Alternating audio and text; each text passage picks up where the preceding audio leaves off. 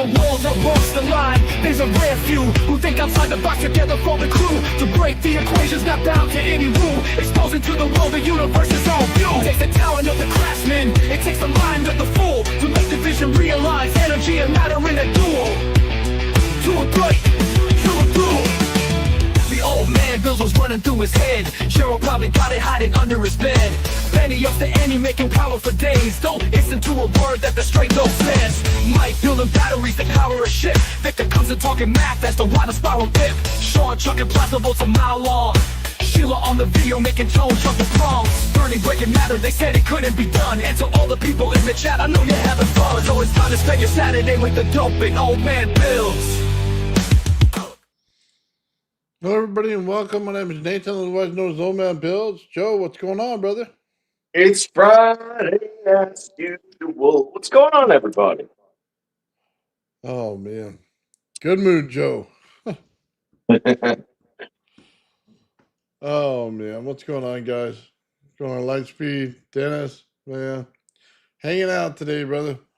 Oh man, get to look at some of Sean's cool stuff he's got going on. I sent you a couple of videos earlier. I didn't know if you had time to check them out. Yeah, definitely check those out.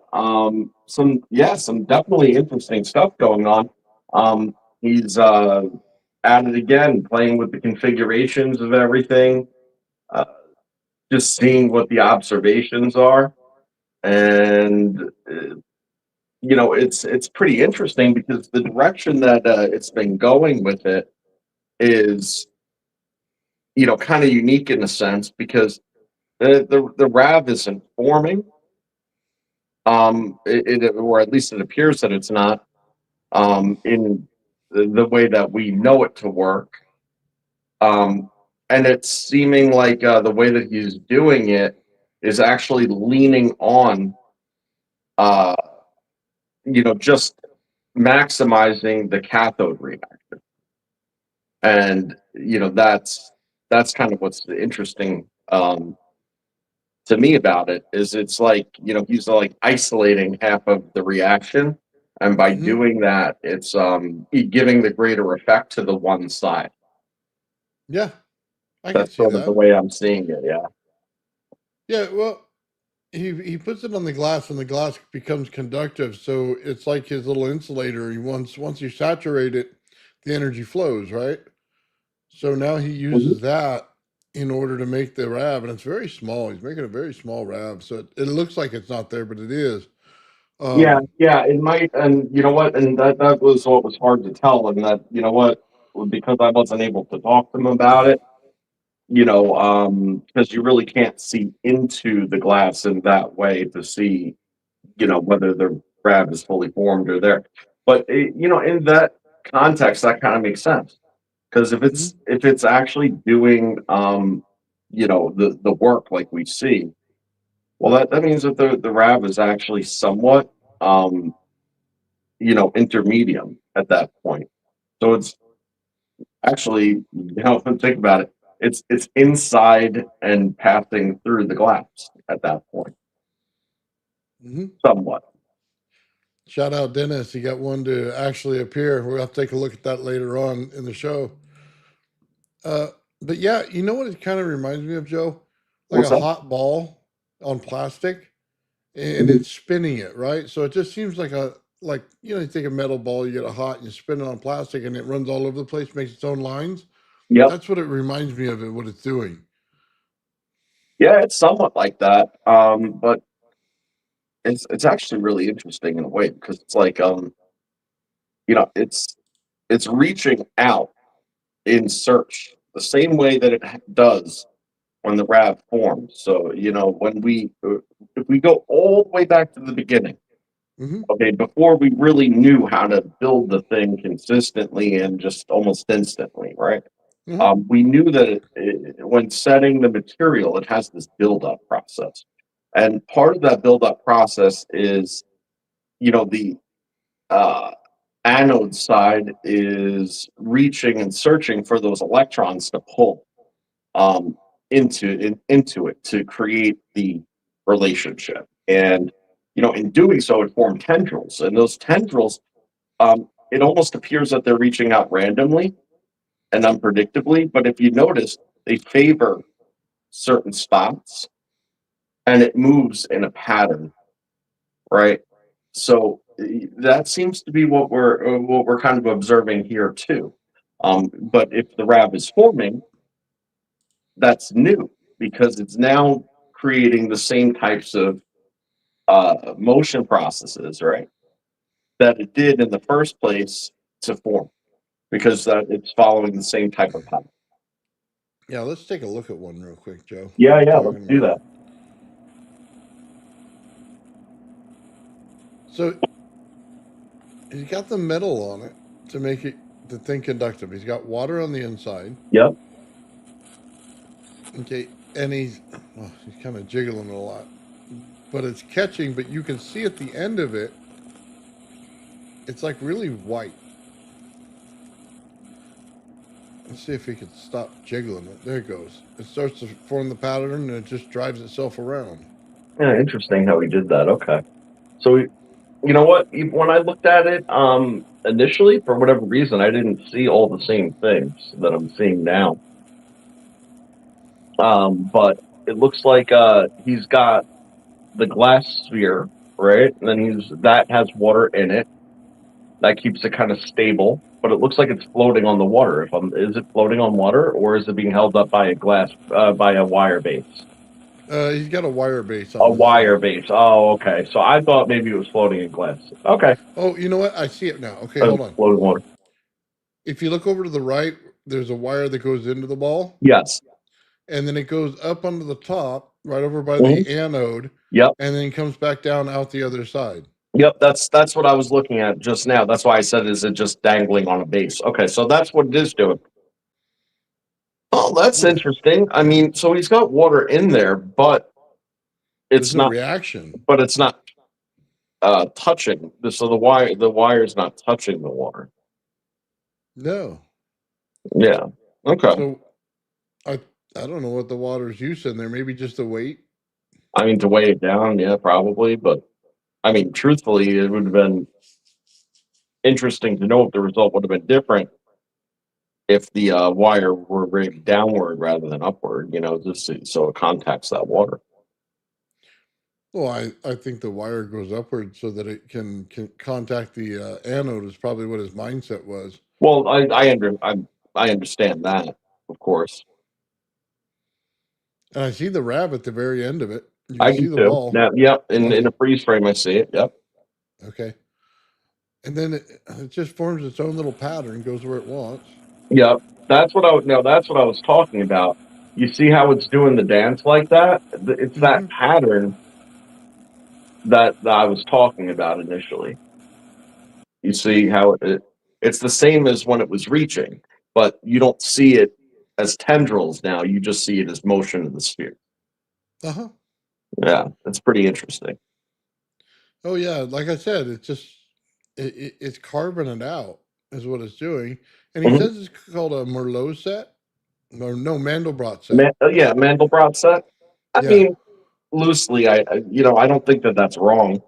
A Mandelbrot set is just a very specific fractal pattern that occurs,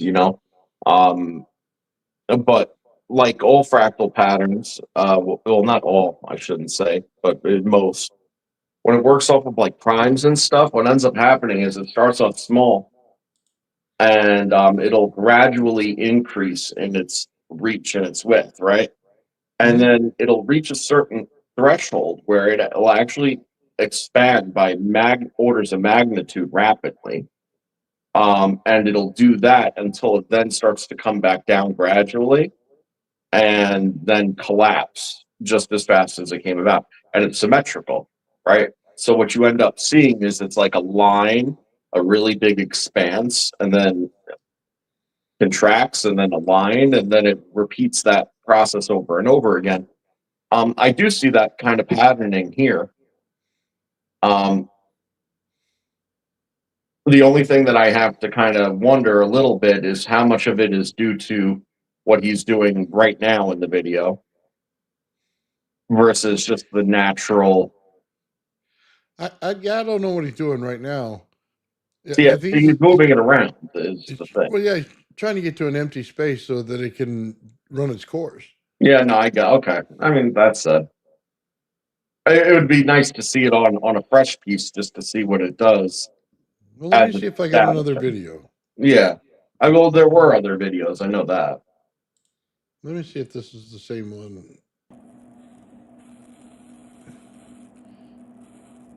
He's got that stick in there. Maybe that's the same one. Okay, hold on.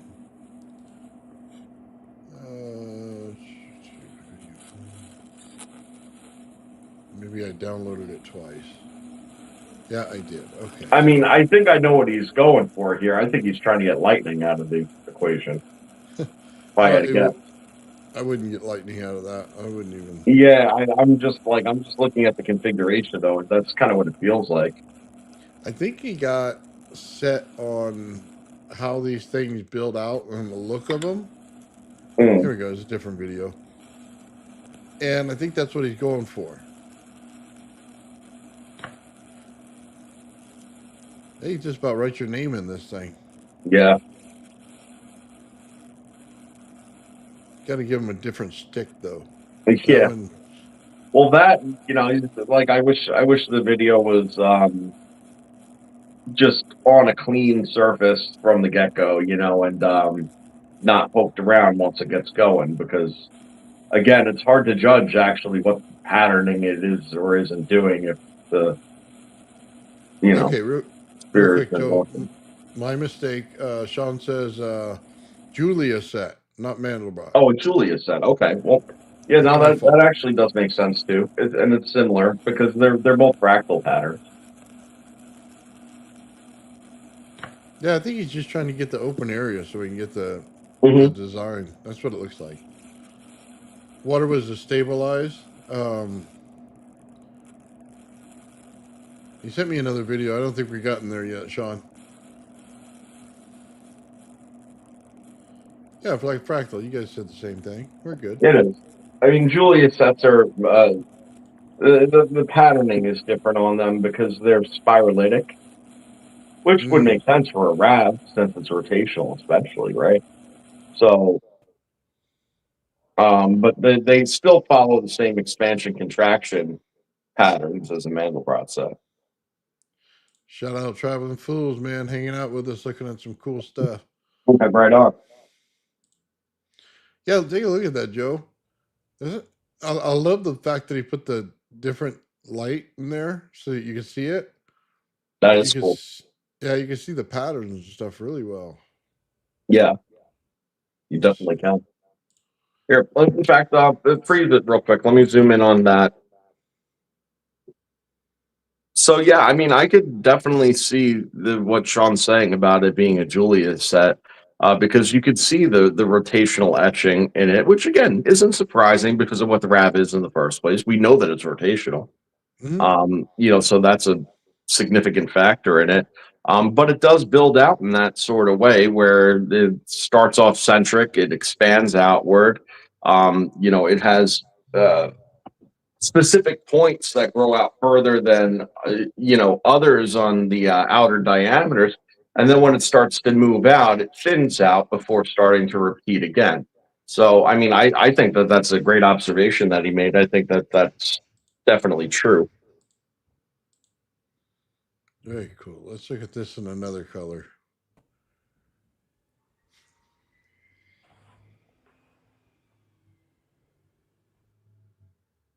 Yeah, that's just neat.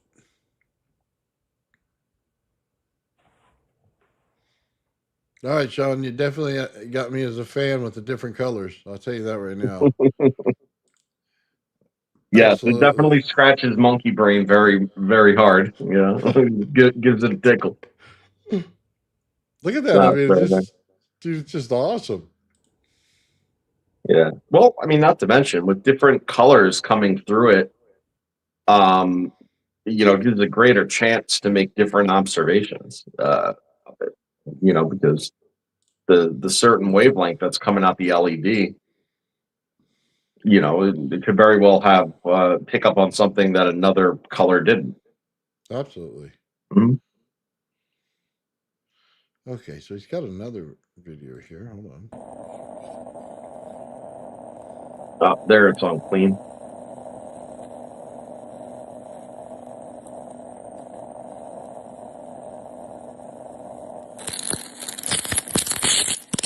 Oh wow, okay. Just went out of control. There it goes. Well, look at where the cathode is. It's Yeah. right in the center, and there's an open bottom to it. Which means he has to have that glass saturated for energy. Right. Yeah. It's past its insulative threshold. Yeah. It's just wild how that gets on there, and he gets that RAV right away again.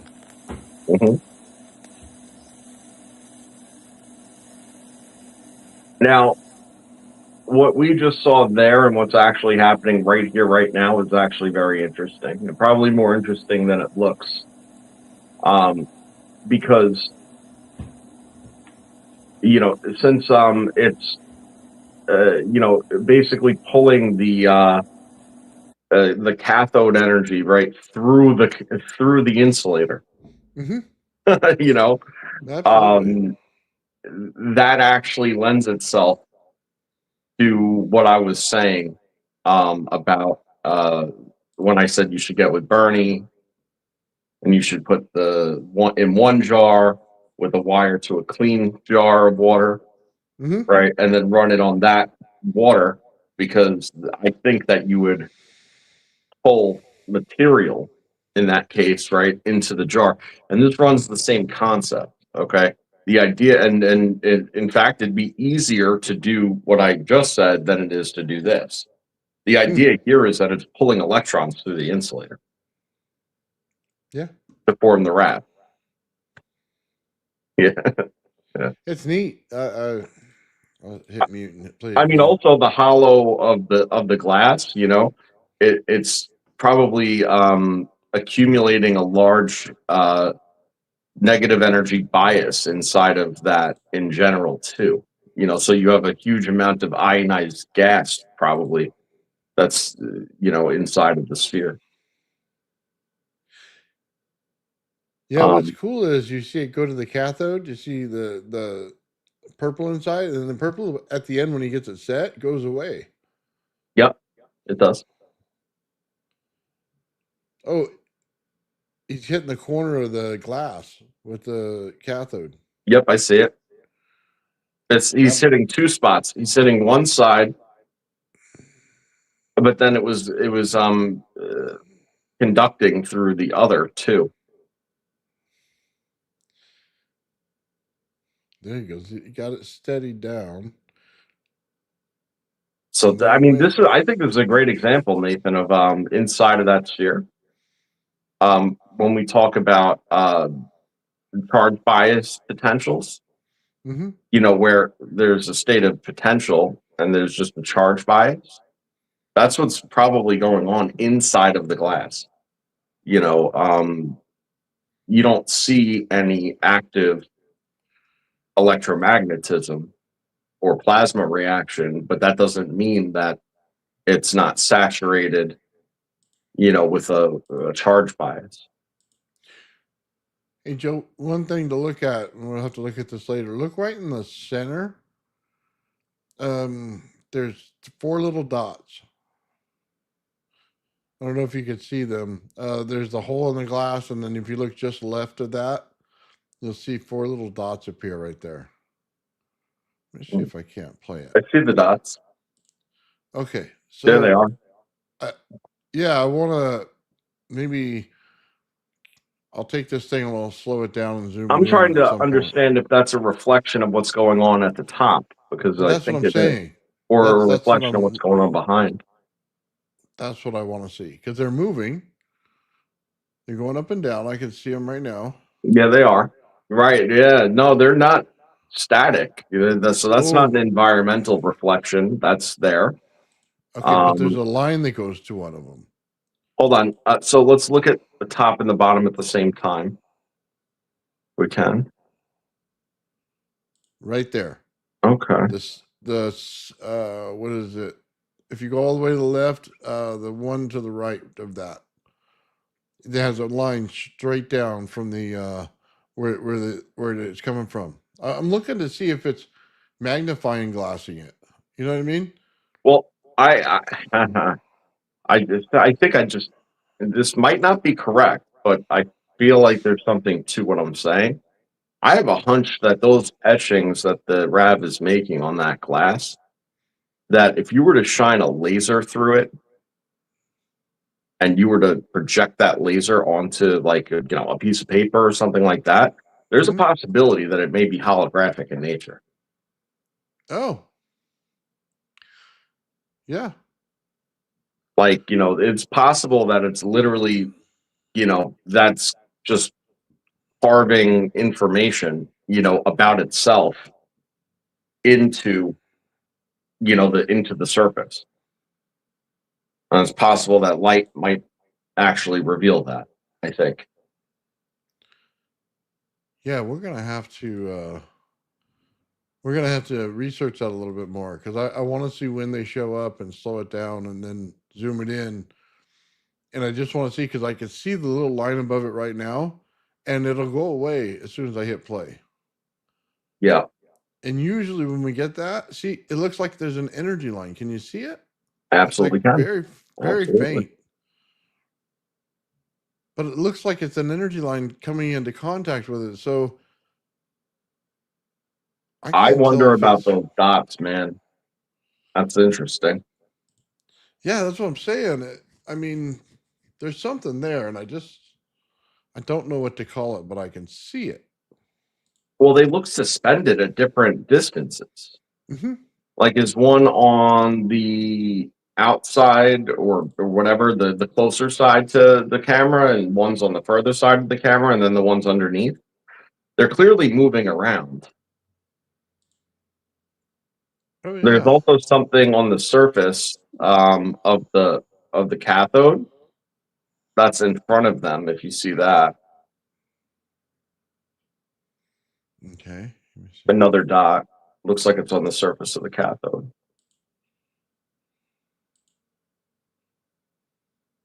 Oh, Nathan, it's on this outside of it too. Look at the outside. There's two light dots. I see those. You see those two, right? They disappeared. So does it have to do with the light of the RAV shining through the etchings and causing a refraction and then causing, like I said, like some form of like hologram? Absolutely, Sean. Anytime you want, buddy. Give me a second. Sean asked to join, so I'm going to send him a. Oh, awesome. He'll clear it right up for us. There you go, Sean. I sent it for you, bud. Yeah, so many little extra things. It always goes on in his experiment. You know what I mean? Mhm.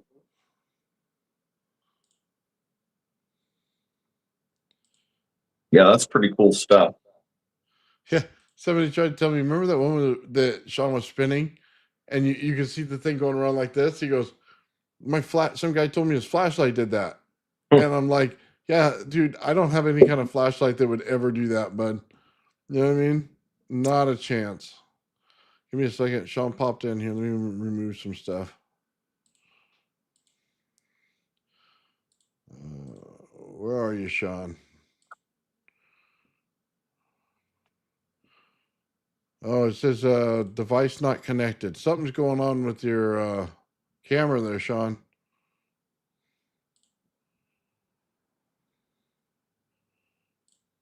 Try to go out and come back in. All right, there you go. It just popped out. Yeah, I always have to look at the stuff in slow motion to find out what's going on.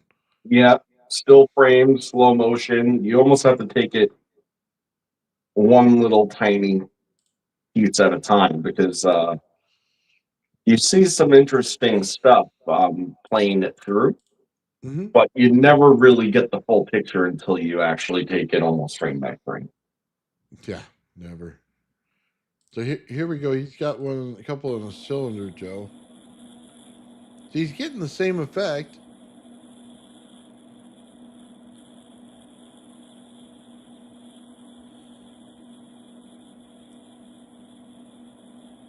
But I don't see any little lights showing up in this one. Oh, I take that back. Look directly behind it. There's like a reflection. Yep, I see that. Well, Okay, first of all, just the way that the light is like, it's kind of like refracting through there. Do you see that? How it's like a dish? Mm-hmm. That's unusual in itself because Hey, that guys. doesn't exactly match the geometries of a regular cylinder. Yeah. Sean, you there?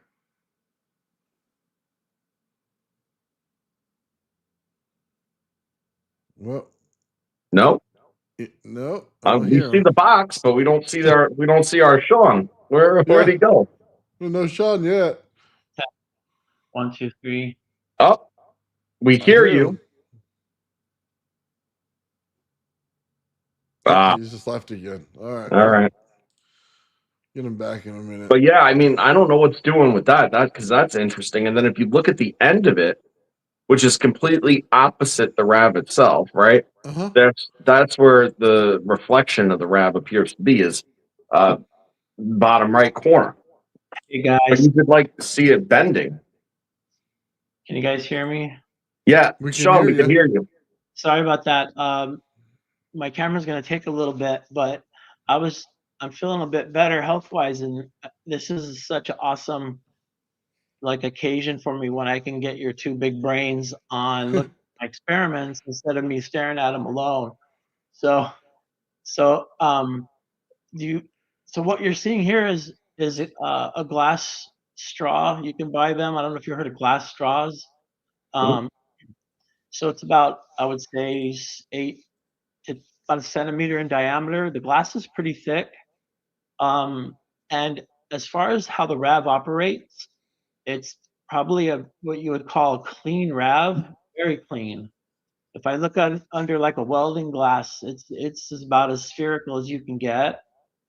The pattern that is occurring on there is not etching; it's melting, and then I think I sent it to you, Nathan, or I can send you another one. But when you put those markings under a microscope, it clearly looks like Julia sets. It has that Julia set look. Though the technical name is from fluid dynamics, it's called the Laplacian interfacial instability.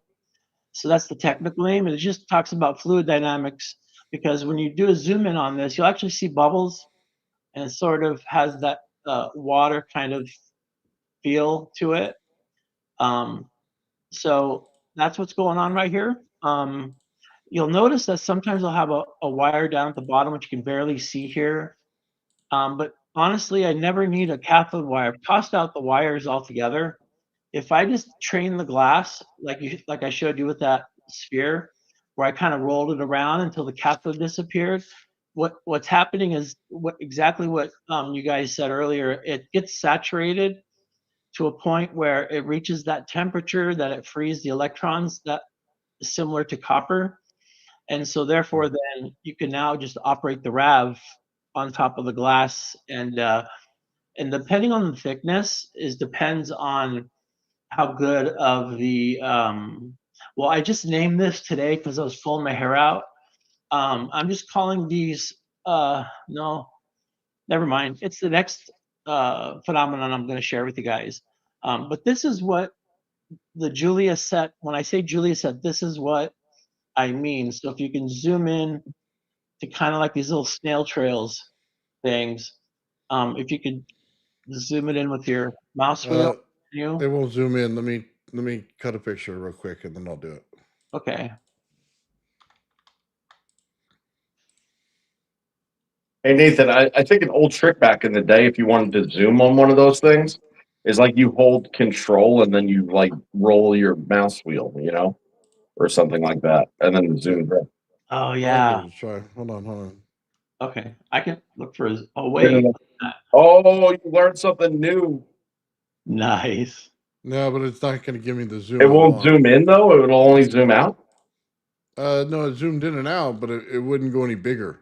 That's okay. Just give me a So second. when you look at the Give me a maze of second. bubbles, they go from the larger bubbles to the smaller bubbles, which is interesting. It's not the other way around. So if you were to ice skate like on a path, oh, that's brilliant. Nice. Yeah, very cool. There you go. So there's a couple cool things here. It'll go. So those basically, like, think of it as walls in a maze, and in the walls you have the larger bubbles inside the path versus the smaller bubbles outside the path. And then when I've really drilled into some of the in-between parts, you actually will get a whole nother labyrinth. So that's kind of why it's interesting to relate it to a fractal, even though no fractal math is associated with this. This is just fluid dynamics. It just happens to do this because nature does this. See that white part there? That dense part. So that's another part of this phenomenon. There's three parts. This is the second part. Those are all just thousands of little glass vortexes. I think I have a better. I'll send you a little bit better photo where you can see them. But they're little glass vortexes, and what happens is that the RAV will kind of run and create a little maze, but every once in a while it'll shoot in and do some donuts in the middle of the maze. Then it'll go jump back out again, make the maze bigger. It'll shoot back in and do donuts. And so that denser part there where there's a little glass vortexes, that's where the RAV is doing donuts. Now, if I leave that RAV in the center, you enter a third type of structure, and that structure actually turns color. It's like a magenta red, and the vortexes are larger. They look like little glass tornadoes, and it's strange that it's red because there's no color in this glass. There's no soot. There's no burning. But when we go through these photos, you'll see it almost looks like a scrambled egg. And but those are the three phenomenon here. This is on tubing, like that straw that I showed you earlier. So yeah, that's it. What do you guys think? Yeah, I was gonna say let's talk about this real quick because I think I have a couple of these principles on lock, and that would probably adequately describe a lot of the behaviors that are occurring with the RAV, when it's forming these things. So let's talk about the tubes first, the more tubular structures, right? The path. So when the RAV is in motion, and it's melting the glass, it starts to it's not resistance, that's not the right word exactly, but it has one of a couple of things that could happen, right? It's either going to sit there and start to turn, okay, and start to catch an edge and then work itself out, okay, because if it didn't work itself out to actually form the tubes like that, then it would shear. The same as a waveform shear, the same as anything shearing. Once you twist it too much, right? Well, then you just end up back where you came from because you're dealing on a plane. You got to remember this is a RAV, which is we're seeing in 3D is probably more than 3D, and it's having this effect on a 2D plane of a 3D lattice. You have to realize how dimensionally relative it is, right? So, but its movement vectoring is on the plane of the glass. So under the normal circumstance, when it's not energetic enough, okay, it's gonna resist shearing, okay, because it takes a lot to make that turn. That last bit of the turn to shear, okay, is the greatest amount of energy. That's where the threshold exists. So instead of doing that, it'll kick out and then start it again. And that's how you get that repeating tubular pattern. Okay. Now, when you see these bubbles form, okay, in these clusters, you could still see the tubule motion, Yeah. okay, within it. However, you see that in that case it did shear, so it had enough energy, okay, to shear and then start just basically working that one area. Yeah. And once that occurred, there was enough energy transfer, okay, because we know that that's how this works, is through energy transfer, okay, through the intermedium of the glass, through a phase shift, okay, of the material, okay, because then there's a phase shift of the material from a solid to a liquid, okay, there's able to be something transient through it beyond just through the lattice structure. So it takes it from a microscopic effect at that point to a macroscopic effect. And in essence, what it's doing is no different than what the bubbler in the thunderstorm generator would do. Okay, which is taking the transient gases, bring them into a different medium, having that then form a bubble. And then in this case, because it's glass, it's solidifying, and it's solidifying probably with a plasmoid inside, which is super interesting when you get down to it, right? Yeah. Yeah, that Sean, sounds familiar with what I'm writing or researching for this. The middle part of those like little tornadoes, the process is the called advective aggregate instability. That's the fluid processes, and then the paths, which looks like snail trails or tubes. That's the Laplacian interfacial instability. The what you have up here, Nathan, is a quaternion. It's the 4D shape of the Julia set. And so what I wanted to show you is those rods of glass that I sent you, Nathan. So when you saw just now the flat surface, those are 3D Julia sets. When we go to the glass rods that you're going to share here in a minute, you're going to think of the 4D Julia sets. So here are the different sizes of rods that I use. They're nothing special, like I said. They're crafting straws, they're drinking straws. Amazon, you get 20 of them for like $5. The thin tube on the left, you buy 100 of those for $6. It's like a lab supply. It's a borosilicate glass. It's like a 1.9 millimeter diameter. They usually come about 5 to 10 centimeters long. So when you're looking at the flatter fractal-like shapes that we just saw, they're on the thicker tubes. The thinner tube, oh, that's perfect, Nathan. If you can go back to that, it's perfect. Sorry, give me a second. That one? There we go, it's perfect. So on the bottom, you have the rod, the glass tube, sorry, it's about 1.8 millimeters in diameter, and it's just a perfect tube of glass. But as the RAV works its way through the tube, it actually reshapes the into a solid glass rod. And in the reshaping of this, what you're getting here is that quaternion 4D shape. And, Yeah, you're getting that channel. These are all basically vortexes in this glass here. And so that's the most fascinating thing right now, because when you dig into the structure of what this looks like, there's some very you won't see it anywhere kind of objects. I'll send you one real quick here, Nathan. Here's an example, not the best, but what I had AI do is I said, AI, just put lines everywhere you see the shading. So there's no doctoring of the photo. There's only just putting lines instead of the blending that you just saw earlier in the rod.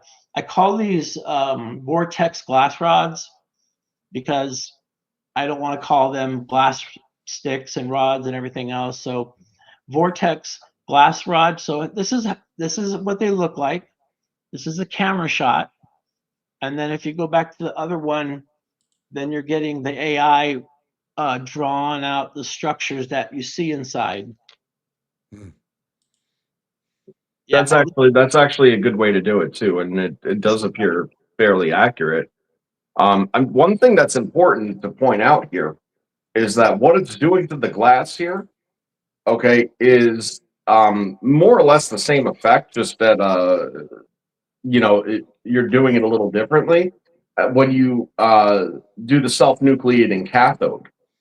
Because that's what it's doing, is it's nucleating these areas. Yeah, I think that's a good way to put it. If Nate can show the video, the way I nucleate it is I have the plasma go backwards. It's glass. This is not liquid. Everything you're seeing is glass. But if you go to that one, Nathan, where the plasma is running from the top to the bottom, and you see, there you go. Okay, so when it's done, that's what it looks like. That's before the microscope. That tube is turned into this after the RAV runs through it and melts it all and twists it up. So that's important to see, Sean, because in this you could see the differences in the diameter, right? Exactly. And it's those differences in the diameter that is the repeating pattern that it's causing. That's directly related to all sorts of things to do with it. Yeah. Mostly frequency related. If you take a sine wave, okay, and then you turn the sine wave into a 3D object, by adding helicity and then just creating walls, that's what you see. Is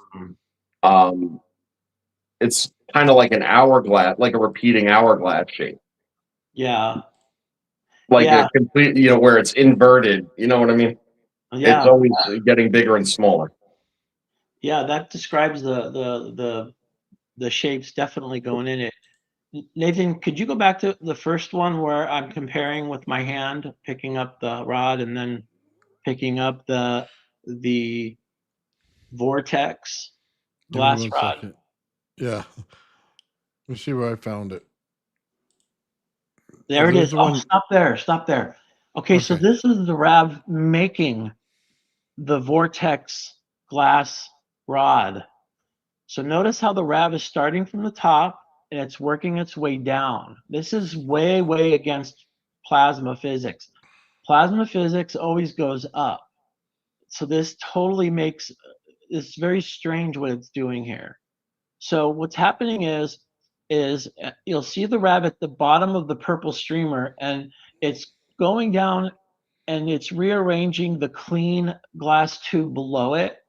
Now this is an interesting one because the glass broke off at the bottom. So you can see that the cathode runs to an air gap. It's an orange spark, and then it hits the rod again, and then it goes up to the RAV to form the circuit. Do you see that?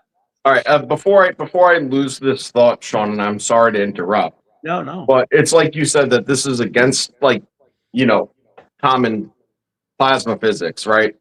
But it is, except for the fact that this isn't the stuff that plasma physics has been playing with, and the reason that it does this is, I could explain it. There's again always been an offset bias of the energy density levels between the cathode and the anode, right? The energy bias is more anodic.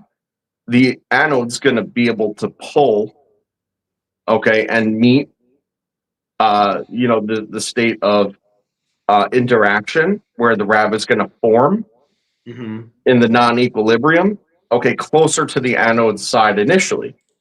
So the conditions are set closer to the anode side. The anode is therefore on the top in this case, right?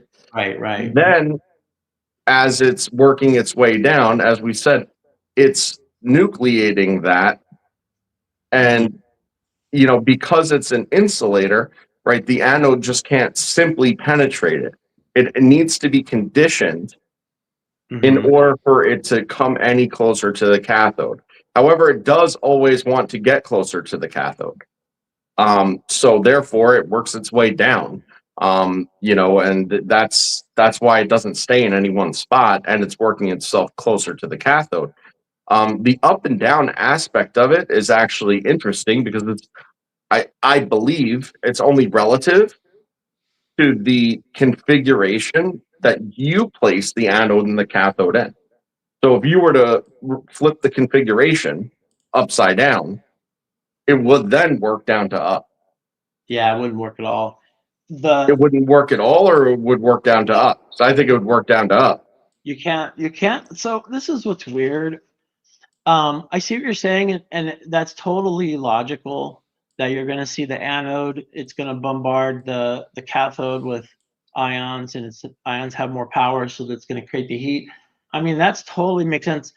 I guess I was just speaking to whenever you have plasma or electricity in the air, it tends to go up because hot air rises. And so, like, for example, if you see a Jacob's ladder, it ionizes the air, and then the electricity rises because, of course, warm air is lighter than ambient air. So that's kind of what I was meaning behind that. But I totally see what you're saying. I totally agree with what you're saying because, yeah, the anode is seeking the cathode, and Right. The relationship is the pull. You know, right now there's an indirect feed.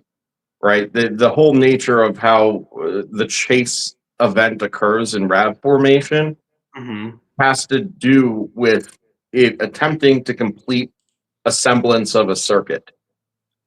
But that's not how it's going, you know, in this case. Like because there's an offset bias of the energy, you know, it would only create it under the circumstances that it was allowed to fully penetrate and actually contact the cathode itself. Then under the circumstances of like a wire cathode, that cathode would self-nucleate and then contain the RAV, and that would be enough insulative property to hold it off the rest of the cathode. If you had a very large mass or something that you know, wouldn't be easily defeated, so to speak, by the anodic energy and the RAV itself, right? At that point, it wouldn't go any further, right? So it wouldn't self-nucleate or fall through it. It would stop there. But at that point, it would complete a circuit, and then the RAV would actually collapse because the exchange is no longer the exchange is no longer asymmetric. It's then just allowed to happen with ambient resistance. Okay, real and quick, back guys. to just before I forget, sorry, you can't change the position. You can't go sideways. You can't go upside down.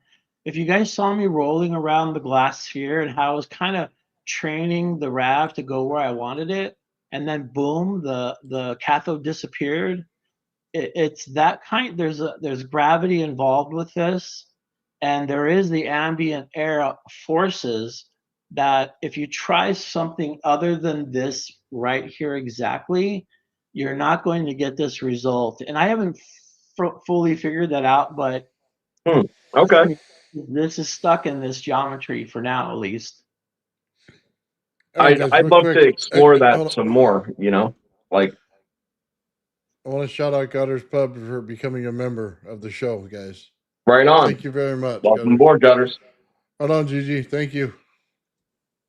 Welcome aboard, Gutters. Thank you for joining. Guys, by the way, you guys got to remember how this is being built in energy. You have an AC flyback, which is bipolar in nature. So it'll set itself. Normally, when they do plasma physics, they have it an anode cathode set based on bias. So it'll be a magnetic bottom and then a high voltage top, which means it'll rise up always because the heat and the way that it melts. In this configuration, you have a bipolar setup, so it's bouncing back and forth between it. Yeah, I can see that. It's worth noting too that plasma does not create these geometries. Try to look it up. It'll only tell you AI, the internet, that only Lichtenberg shapes can be created by plasma on materials. So when I was creating these Julia set, but both the Quaternion 4D, like you see here in the rod, and then the 3D earlier, I can't find a place that does it. They say it, you can't do it. It literally says, AI says you cannot do that. And Well, that's hold on. Sean, I could explain that too. All right. The reason that they're saying that the plasma can only form Lichtenberg, okay, is because they're not taking into account that the plasma is in a coherent and organized and rotational form. Generally speaking, the plasma is either in a diffuse and unorganized state, right, or it's in that searching arc state that we generally experience, right? Well, we know that the searching arc state forms Lichtenberg patterns because that is exactly what it does. It's literally sitting there putting the tendrils out, feeling and pulling out into these patterns, looking for the electron pull and the electron connection. And it does that and does that until the connection is made. And that's why they draw toward each other through the materials in that circumstance. But that's not organized plasma. So that's the point. If you were to put something, if you were to, look at etching patterns that occur in organized plasma states, it's always consistent with this because it's always spherical in its nature. Anything to do with plasmoids is going to form different, more complex, structures. I can't find it, but thank you for that. Well, it's the whole point of the RAV, isn't it? Exactly. It's the reason you're getting what you're getting. Otherwise, it'd just be purple plasma, going onto the glass, which would be horrifying compared to what you're getting here. It wouldn't really work all that well. So Right, yeah. You have to form the RAV. Yeah, I'm just comparing it to what plasma shapes that give to these organized structures. I can't find it that makes these structures, I guess. Well, you got to remember too, you're the cutting edge of science there, and Sean. It's going to be you're going to write the story on this one because they haven't seen it because they don't make these. Yeah, nobody's doing it like this. Nobody's trying. Nobody. I appreciate it. Thank you. One thing that's also interesting about this, Sean, is that you could see that the anode and the arc itself, okay, it has no real interest, okay, in actually channeling itself, as a carrier through the structured glass, okay, even if it's hot. So after it's structured, and what that's telling me is that the glass saturation is purely cathodic, and that where the RAV is forming is the front line of the interaction point. Yeah. What's that interesting is that means that the electron flow and the saturation levels that are present in the rod, okay, through the cathode, okay, that line is actually getting pushed further and further down as the RAV moves down. So, yeah. That's sort of interesting. Yeah, you're 100% right. The glass tube becomes the cathode, and that's amazing to me. I just sent you some photos, Nathan, of the 4D quaternions that I'd love to get you and Joe's take on, because I just sent them. So the 4D, yeah, there we go. These are the shapes that are drawn out by the 4D Julia sets. And what's interesting is that we'll see all of these. If you go back to the photos I took, you'll see all of these structures. And again, I'm not saying it's a fractal, but there's a strong correlation. Well, there is something interesting that you'd be able to see. you know, and it's depending on, again, it's depending on the light and also how far into it you could see. But, Yeah. you know, with these Julia sets and the fact that they're 4D, you got to remember that there'll be that structure, but that structure will actually be repeating around itself in 3 dimensions. So it'll be that pattern, but then that pattern all around that, and then that pattern all around that. So you Right. kind of got to see in to see that structure build out. The funny thing is that it builds one overall structure, but then you have all these substructures inside that are independent and part of that same Up there. thing Yeah. at the same time, you know? Yeah, exactly. Exactly. That's the beauty of the glass, is that we can actually peer into them, and AI peers into it better. But now that you saw those colorful Quaternion Julia 40 Julia sets, you now come back to here and you're going, oh man, I can see almost every type of shape in here. Oh yeah, absolutely. I can see it. Sean, I have an important question. After Sure. you have a rod structured like this, right? It's cooled, solidified, the whole 9 yards. Mm-hmm. Have you, other than look at it with a microscope and do, you know, play with the images, have you done any further testing on the, you know, those specimens, you know, themselves? Do they have any unique properties at all, the way that they're structured? Do they, have you tried to form the same reaction you know, through a rod that's already been worked, or Um, anything like that? well, that's an interesting question. So what I've done is I've run laser through it. Um, Hmm.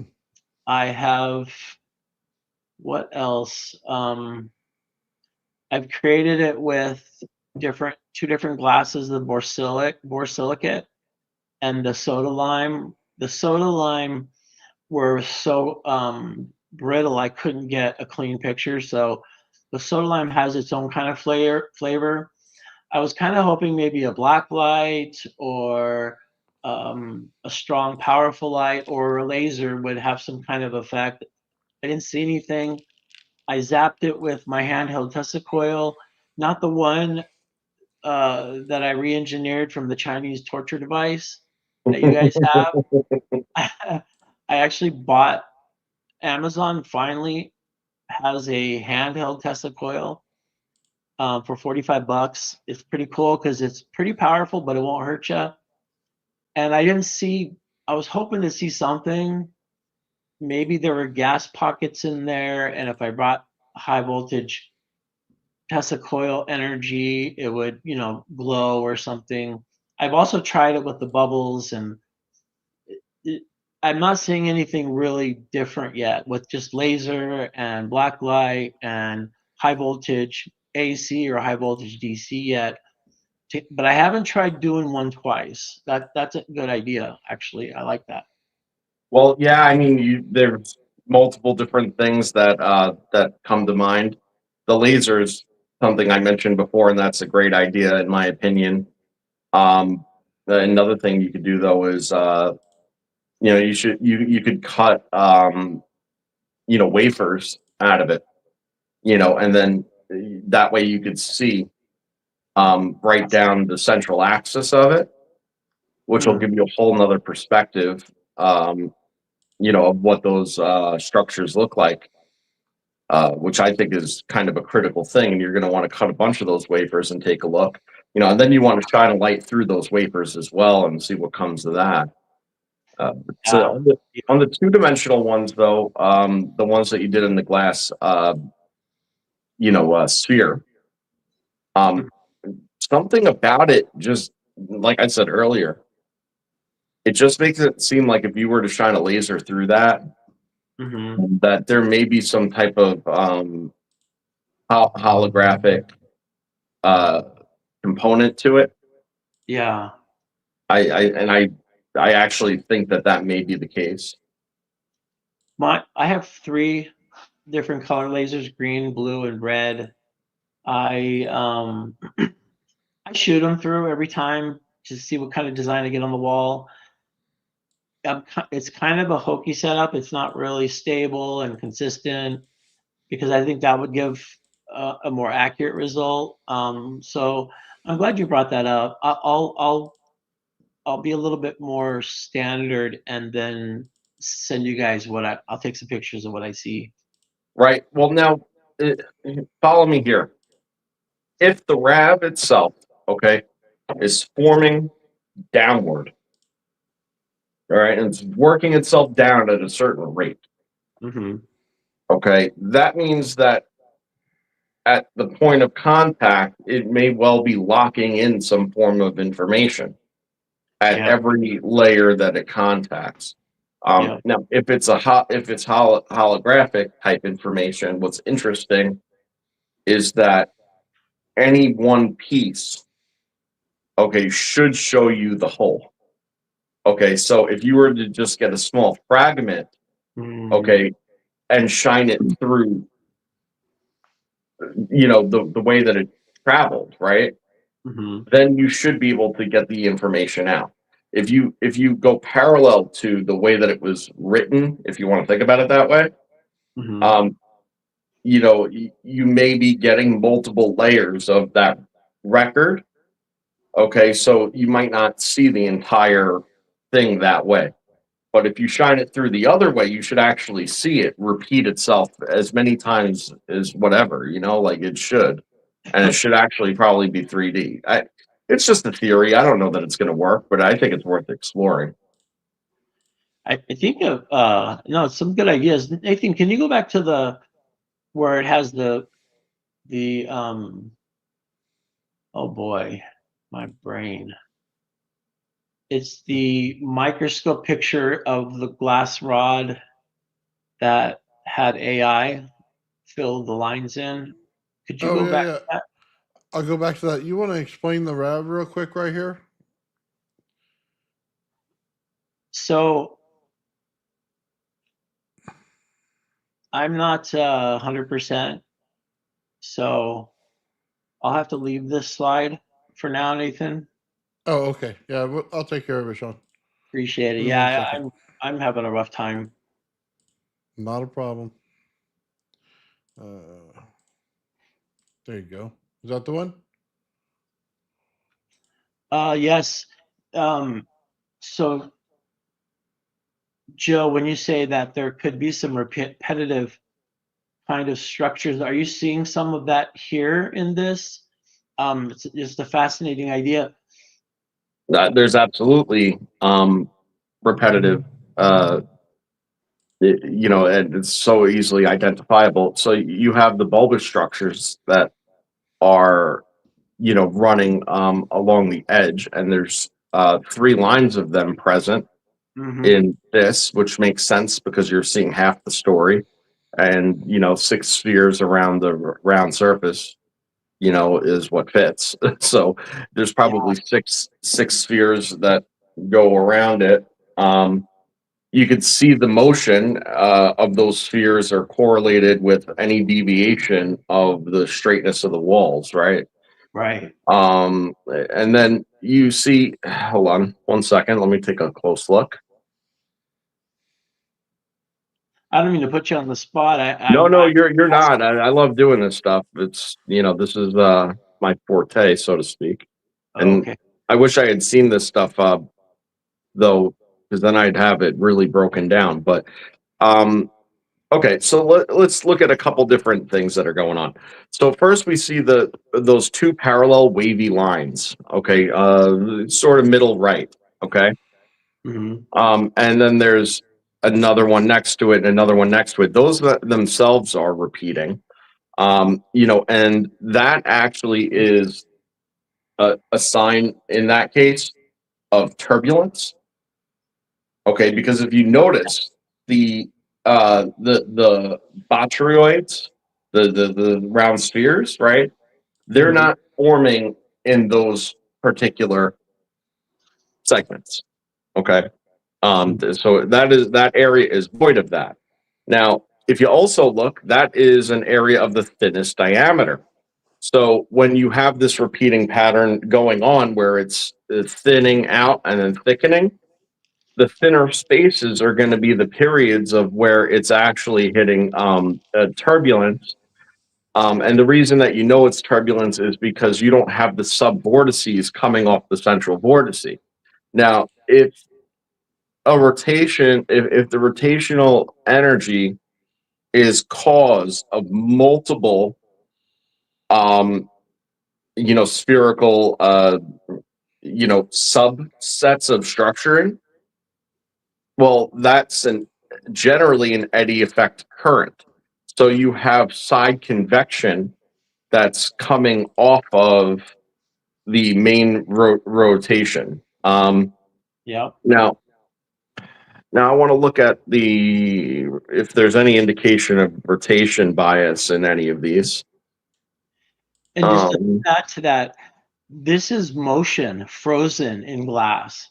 That just blows my mind. It absolutely is. This is what the RAV is doing inside that glass. Okay. So it looks like if you look at the spheres at the bottom, okay, the one at the far left and the one in the more center left, okay, those appear to have a clockwise bias to them. Okay. Now, if you look at the one in the middle, okay, it appears from this perspective to actually be neutral. So that rotation is hold on, I'll tell you. It is counterclockwise, okay, but actually rotated 90 degrees. Okay, so that's that one, which makes sense with what I said as it being an eddy current. And now let's look at the top ones. In the top one, that is a complex pattern, boy. Hang on. And this is not the most detailed one. There's even okay, hold on. No, that's easy. I'm just looking at it the wrong way. Okay. Okay, so that bias is counterclockwise. And the way I could tell that is if you look at the bulge at the top center, and then you look at the spherical dark thing that looks like it has an eye on the right, you could see the bias as it actually turns slightly parabolic. And where it flows would be counterclockwise. So you have a clockwise on the bottom. What did I say? A counterclockwise, except 90 degrees rotated in the center, and then a clockwise bias on the top. Yeah, the book New Kind of Heaven that was recommended by Ian. It's the premise of the book is that he researches plasma, and then at the end of the book he says that the middle of the book, plasma contains information. It contains information in forms like this, but he's using more the example of lightning going through glass. I'm sorry, through sand creating glass. And then he takes it even further, saying that actually plasma creates life. And so when I first saw this, I thought there has to be information here because the book says there should be information here. And then not coincidentally, but amazingly, you could just confirm that, Joe. That there's information in here. Now, what I want to do real quick, and this is a little not usually what I do, but I'm actually going to leave the stream for a moment. Okay. I screenshot this. Okay. I'm just going to draw really quick on my phone what I'm talking about so you could see it, and then I'll send it to Nathan so we can display it. It'll take a couple of minutes. Okay. Sure. So Yeah. I think that's worth it because I want everybody to see exactly what I'm saying because it's significant that there is a repeating pattern that I'm identifying right off the bat. So that's significant. All right, I'll be right back. I'm going to listen along though. Okay. All right. Yeah, sounds good. So hey, Sean, Nathan. Yeah, go Nathan. Oh, I was just gonna say, Dennis was excited to show us his RAV. You want to check it out real quick while Oh, we're that's talking? awesome. Yeah, of course. Excited. Oh, he's got a Nathan RAV. It's bright as heck. Wow. Look at that. What kind of clay? The clay looks really porous.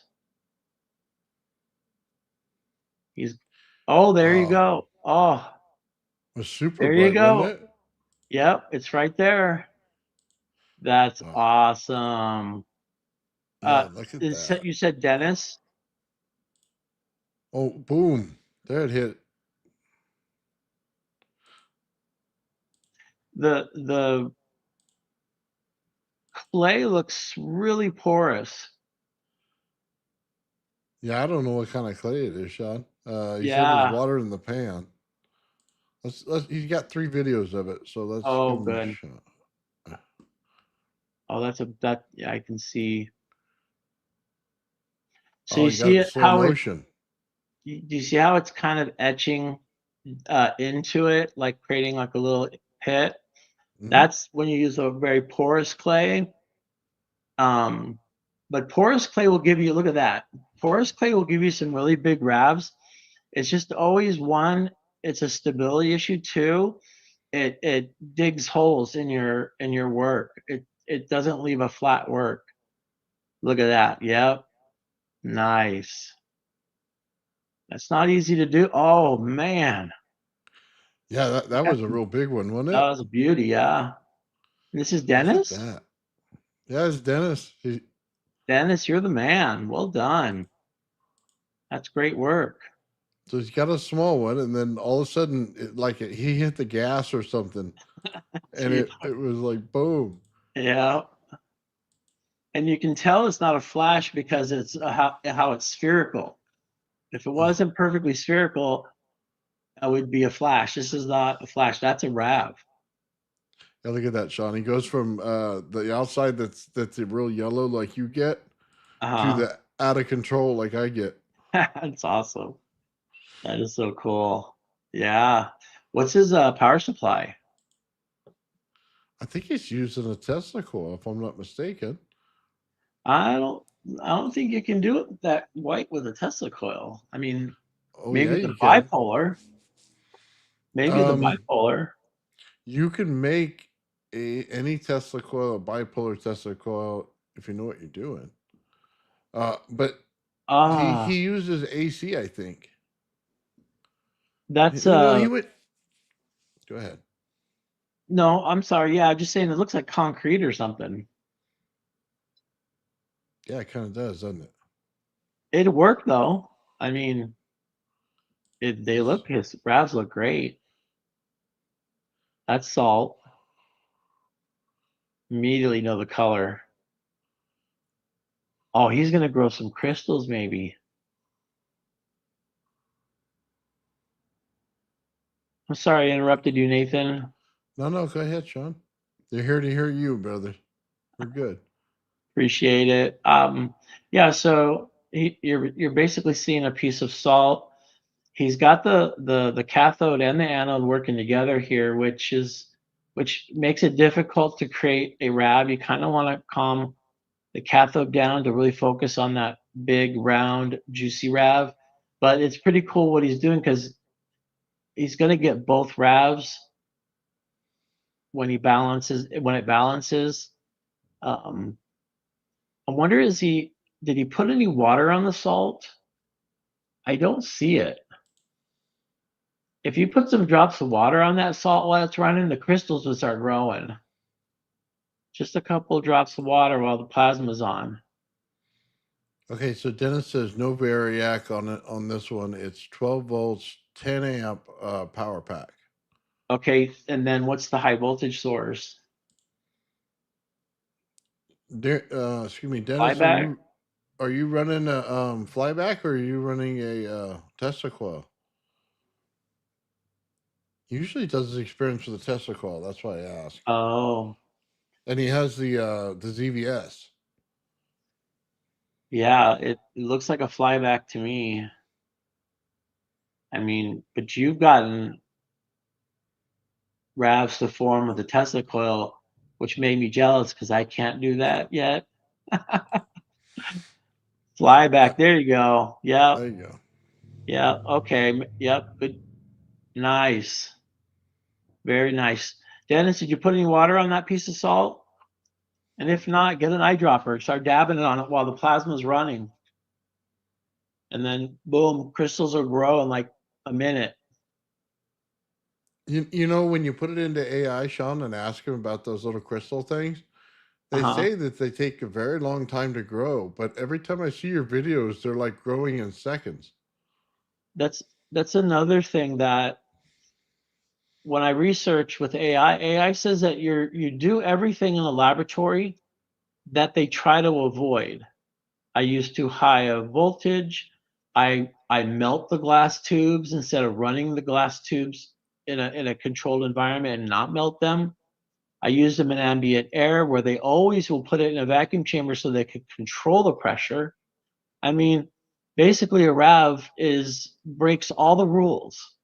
And so when the rules are there, those crystals grow super slow. And most of the time they're microscopic. But you're right. I can watch them grow. You've seen them grow in like 30 seconds a minute. Yeah. They're talking like hours or days. Right.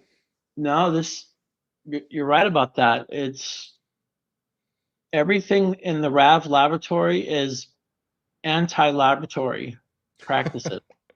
I It's love so it. true. It's Oh, hilarious. AI will tell me, hey, why are you melting the tube? yeah. Why are you putting water everywhere around 60,000 volts? Why is your voltage so high? Yeah. Why are Well, you you doing know, ambient air? they got to learn something different, Sean. Yeah, That's kind of the thing here. That's why it's important to do all this stuff.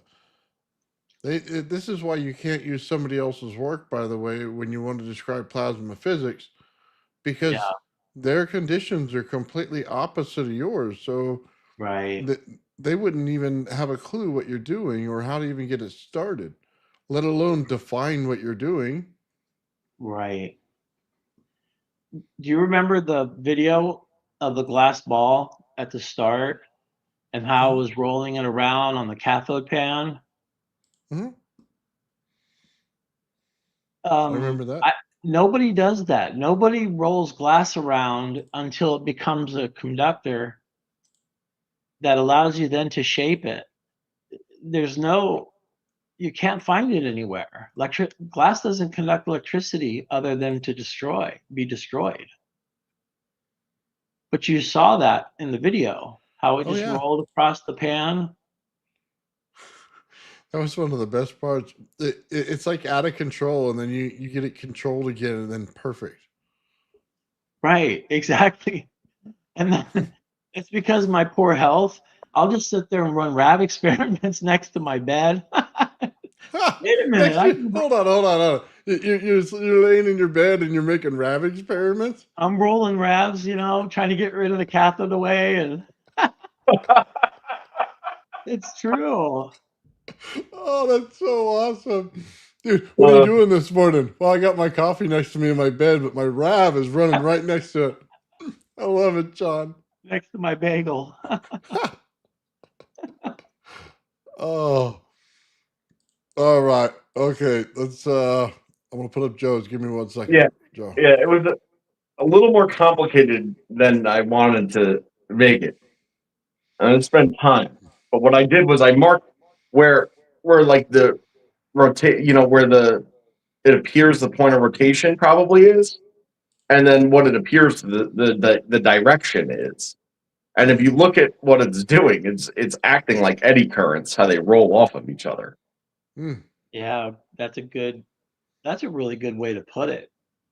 That's a real good way to shape it because I totally see it Yep. completely.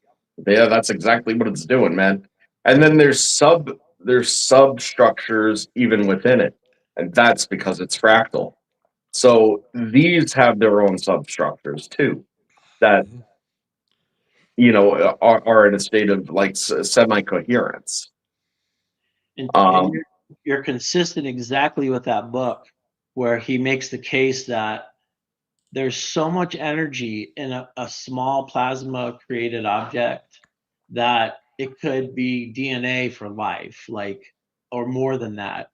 So you're just totally like verifying what I'm reading, Joe, in that regard.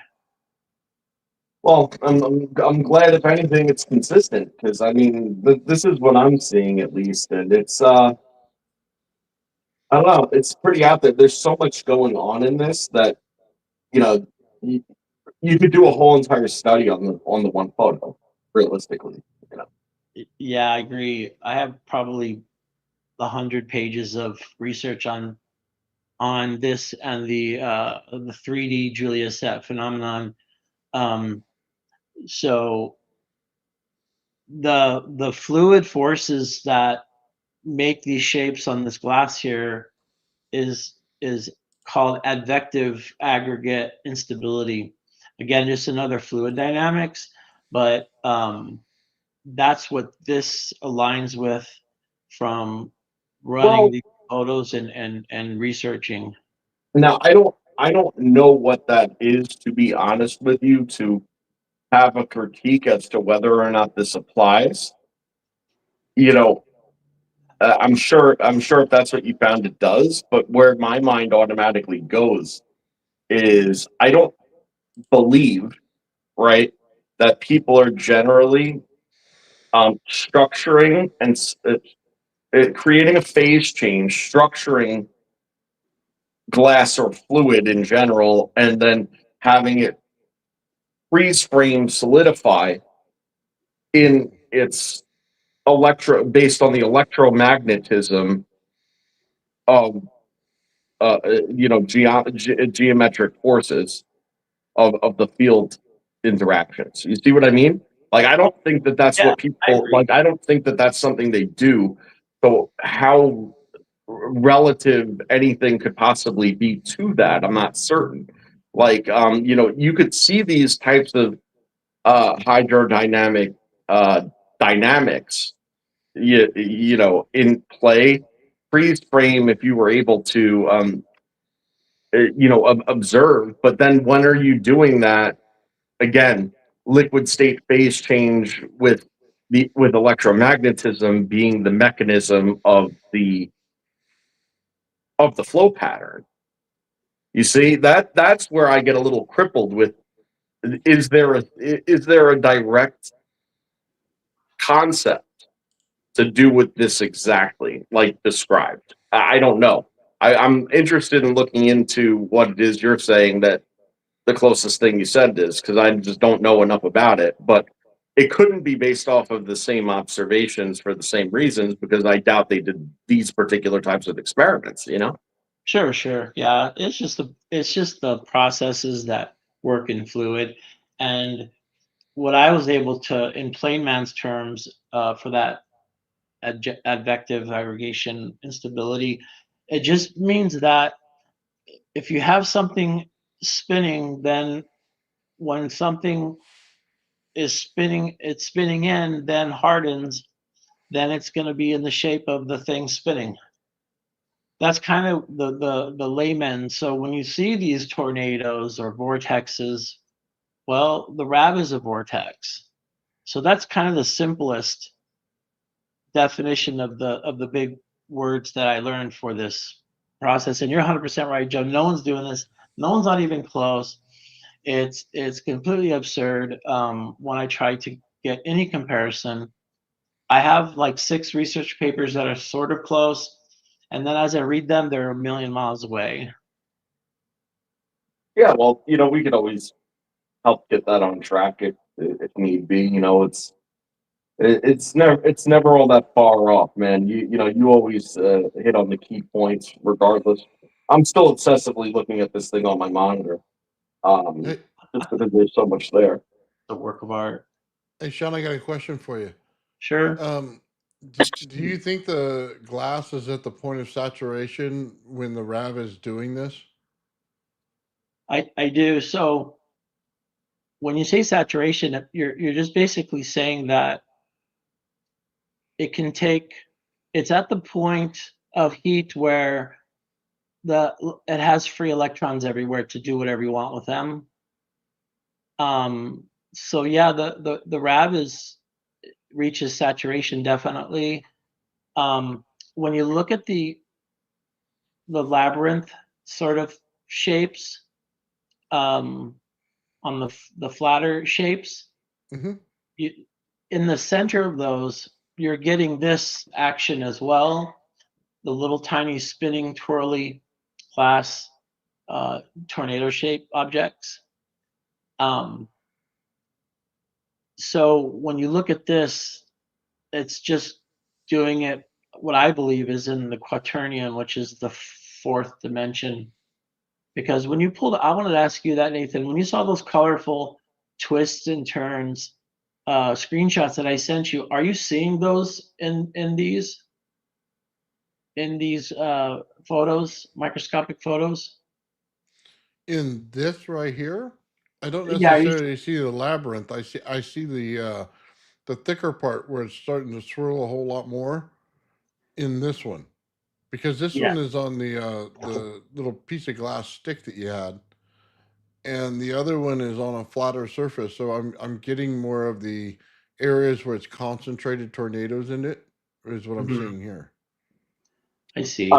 I want to bring a couple of things to light here about an overall picture of things based on a handful of different experiments, and then let you guys be the judge as to what it means. Now,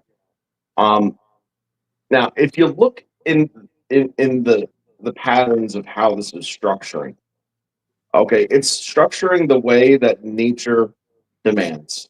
All right, and what you'll notice is that you see a lot of uh, shapes and patterns and configurations that are very consistent with how cells build out, okay, and how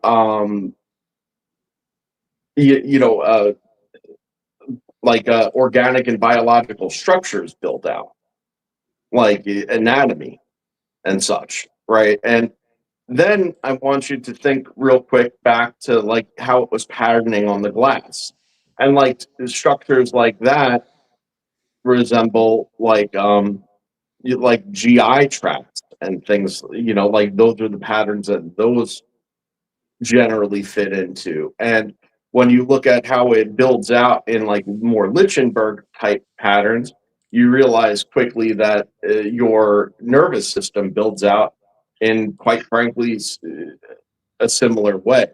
Hmm. Now, I want to say two things that is the crazy part of it, right? Well, when you see Sean building the crystal structure, on the cathode side, and you see all the snowflakes, right, forming, and then you look at how they form, and you look at what they're doing when the energy is still on. Energy is still on, meaning there's plasma and ions and exchange going on in that circumstance to where they're forming. They move organically. They move like something that moves that's alive. It's very strange, but I've seen Yeah. it repeatedly. They have this motion to them that uh, Yeah.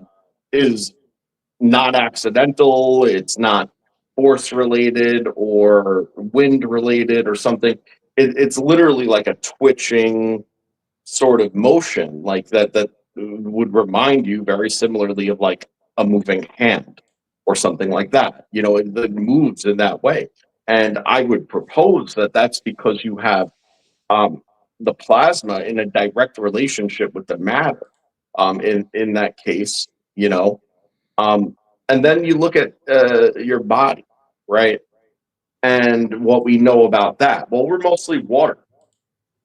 Well, what is water? Water is the energy trap. You get it? It Mhm. holds all the hydrogen from being able to return to the pure energy state. It traps that pure energy as matter, water. Mhm.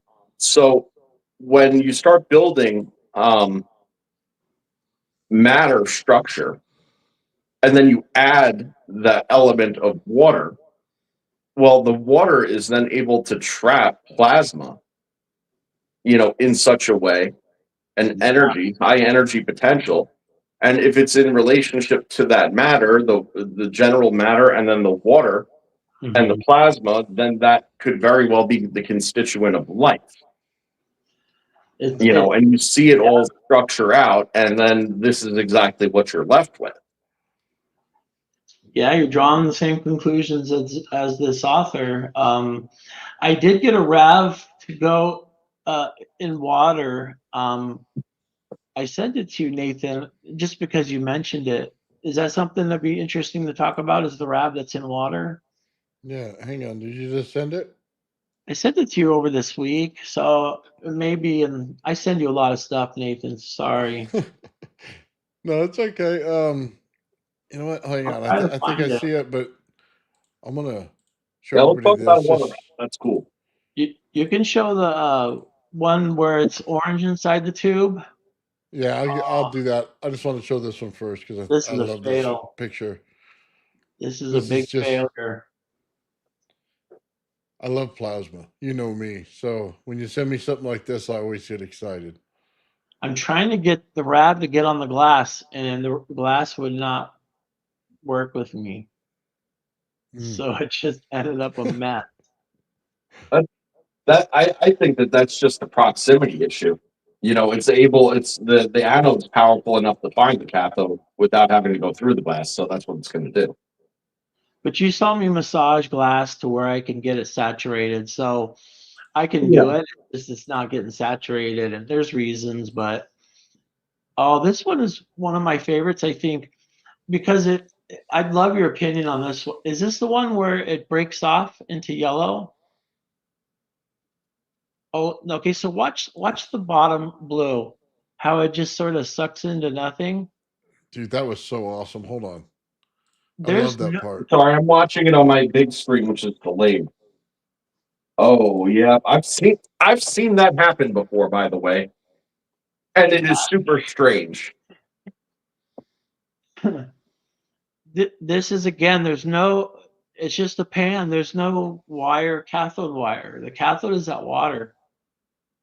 But it's just strange to me how the plasma breaks in half and the cathode disappears. How full of water is that tube? It's not really. It's Millimeter. just at the bottom.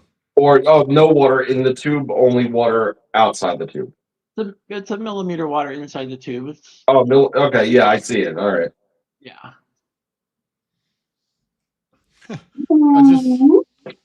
Yeah, I love it. I feel like it's got to be It's weird because it's like resistance. You know, there's still like a huge cathodic potential that's actually in this that push pull state, right? Right. So, but it's unable to exchange at the rate that it would be because of the offset bias, right?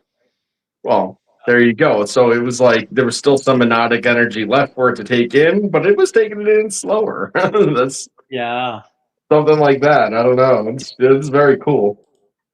I sent another one where the cathode turns into a hydrogen flame and it just orange. And there's like a battle. The cathode flame does not want to go away. And I sent it to you, Nathan. I think it might be that one. So this one's has such an electrolysis that it kind of, look at that, it's kind of a little hydrogen flame down there. The RAV still is cruising up there happy, but boom, we still get that. That's what I wanted to share. That one's interesting to me. That is interesting because that's not how things don't do that, Sean. That's what they say, right? You ever see hydrogen? You ever see hydrogen go? You know what hydrogen would do? It'd bust right out the top of that tube. Right, but you can see the electrolysis. So you see that it's high voltage electrolysis, and if you watch the bubbles, they put out the they're almost like snuffing out the flame, and they get more rapid, and then the bubbles calm down after it's gone. I don't know. There's something to that. That's interesting. It's bizarre, but interesting. Because it's that, like I said, burning hydrogen just doesn't do that. Like you can't hold that back. You know, I mean, yeah, AI spits that out when I put in the data, so I don't know what it is if it's not. Oh, I'm not saying it's not flame. That certainly looks like flame. It's got the characteristics of flame. And you know Oh, that's paralysis. The water's not hot, by the way. Believe it or not. Yeah, it looks like it's boiling. I'll be honest No, with it's not. Yeah, it's well, not. that's electrolysis, though. That's The electrolysis. hydrogen production. It's you. Oh, splitting the okay. molecules. Cathodic hydrogen production. Micro burst events at the surface. Every one of those bubbles is flammable. Yeah, Oh, but you why know is it what? contained? Why is it contained? It's Why is it, not organized. Why is it contained? This why is is it Stan being going Myers. into the water? Just guys, this is what Stan Myers. Just think about it. You have a cylinder, okay, and usually there's a piston in there, and then now you're doing direct hydrogen inside the cylinder where the flame is present. The only difference is the piston would go up and down and cause compression at that point in time, and it would have a massive release of energy. You're seeing it in a different way here, in a more controlled environment. But this is Stan Myers. That's interesting. Yeah, but the thing about the compression isn't compression in this case. It's the decompression, and the fact that it's not decompressing. It's literally retarded. Well, if it was, if It's it, like retarded compression.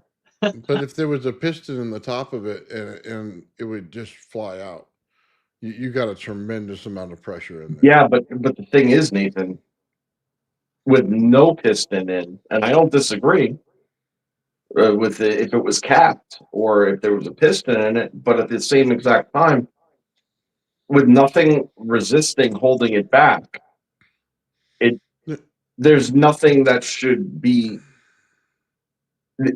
not be staying in the cylinder.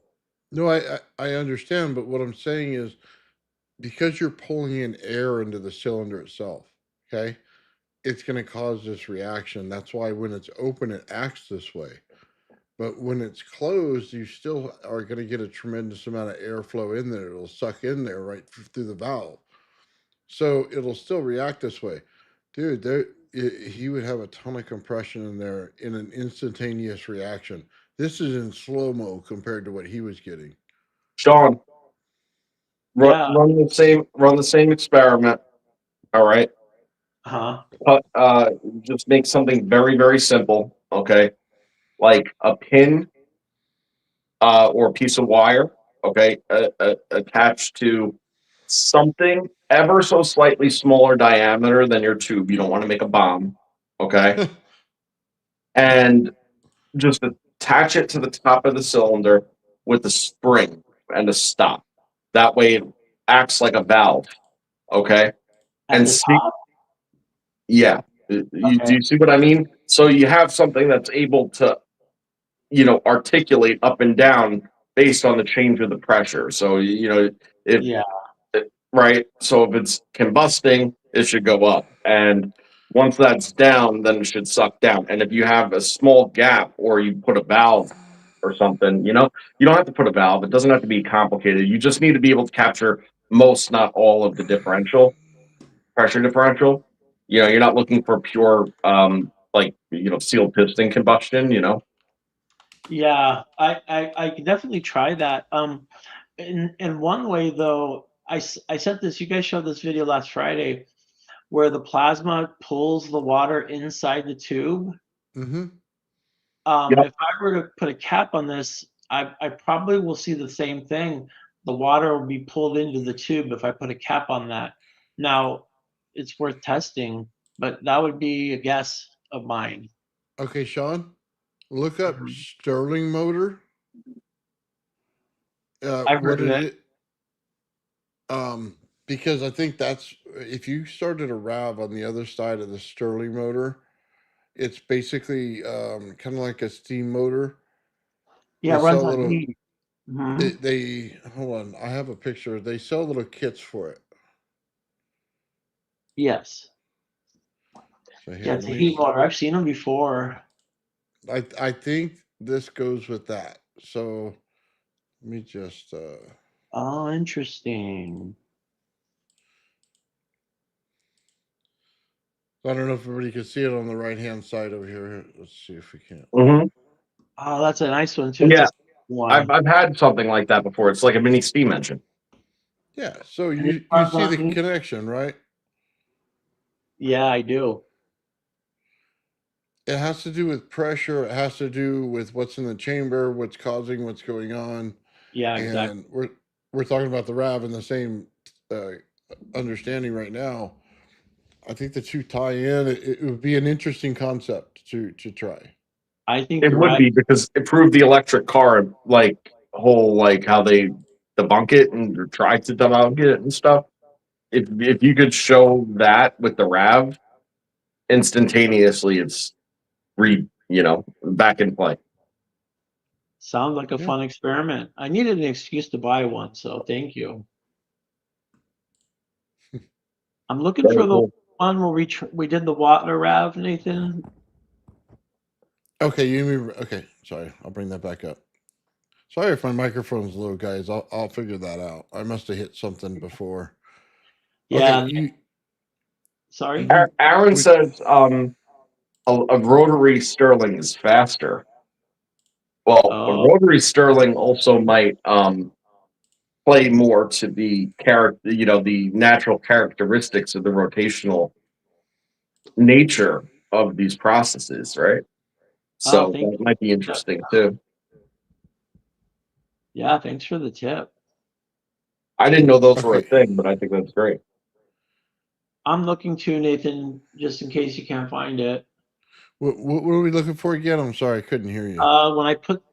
When I made the RAV inside water on top, water on bottom, and the RAV appeared inside the tube, Yes. completely submerged.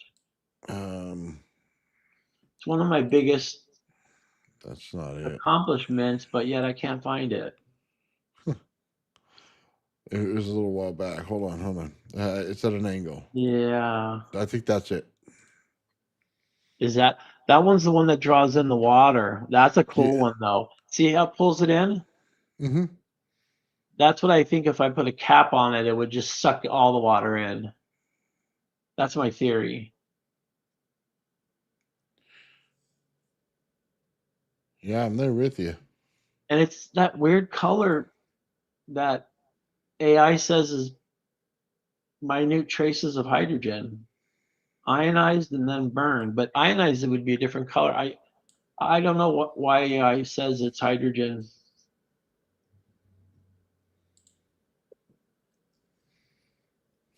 Oh, Google doesn't know. Type from a hole in the ground. I mean, that almost looks like that yellow of like a sodium lamp, to be honest. Doesn't it? Yeah, it does. Exactly. Or The only even, difference is that sodium lamps put out so much. Oh, well, there it is. Never mind. I was going to say they put out so much ambient light, and it's all that coherent color. right. So, but you're getting flashes of it too. And it's just Lake Michigan tap water. There's no salt. All my Yeah. experiments are not fancy, just water from the sink. Yeah, I mean, obviously, there's anytime it's sink water, it's going to be trace elements in it, regardless. Sure. Um, Oh, you got the sound. There's something soothing about these sounds. I can't hear it. I just like the way it looks. Your rocket's gonna.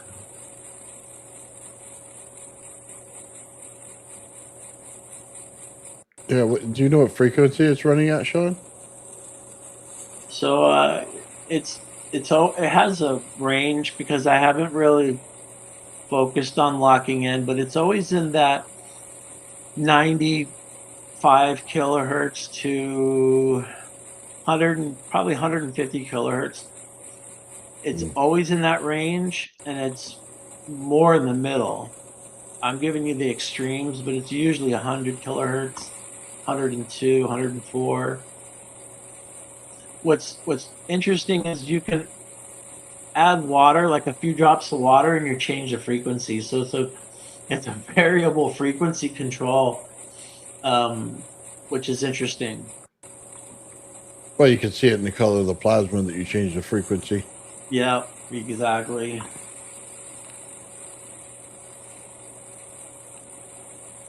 I don't know why I can't find it. I only have 6,000 photos. Sorry, guys. You're good, Sean. Yeah, you know, I sent you a message before about your the actual transformers that you use. You had 4 in there, and I think the unit I bought had 2, Mhm. and I think that's why your RAVs are so much cleaner. So it gives you 3 different frequencies in there versus the 1 or 2 that I'm getting. Yeah, I'm seeing like 3 more prominent, but the power supplies we have, if you wanted to buy one that's used for this purpose, you'd spend $1,000 for a used one. So what we're using is really a noisy, you know, power supply. So without a Faraday cage, you use try to clean up the noise. It's really tough to really lock it in, and I just haven't had the energy or the desire to pull everything apart and put a Faraday cage down and get everything locked up yet. So, but it seems to be working in that 3 frequency range that you mentioned. Yeah, that's what I mean. You have 4 flybacks in your unit. The unit I have, I think, has 2 flybacks, Right, it and does. and it's making a difference in your RAV, in Uh, how it's structuring and how many layers that it has. I agree So with that, by the way, and having the multiple frequencies, the building blocks of it, that it's that is the structuring. It's all the offsets between the frequencies mhm. that exist. So by working not off of a single frequency plus its interference, or 2 and its interference, you're the more you bring in, the more stable the pattern becomes. That's what I'm Generally. seeing.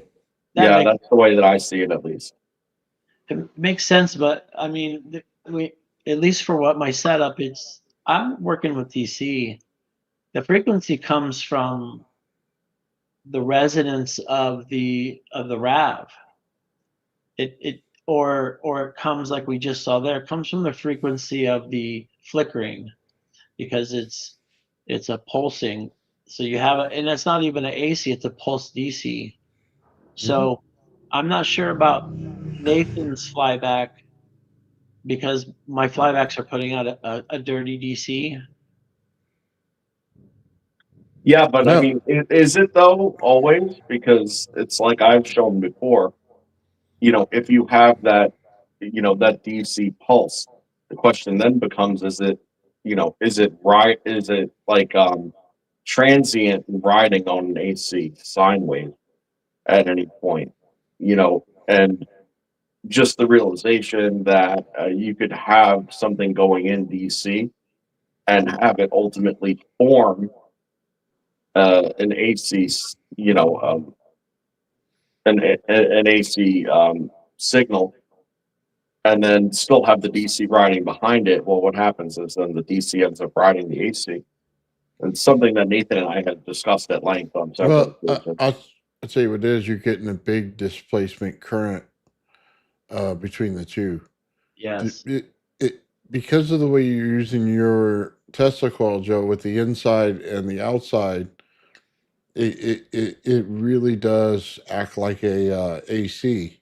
Okay, Mhm. in this situation, where the same way Sean's does, even though it's pulsed by DC, it acts like an AC because it has AC slosh in it. It goes back and forth, right?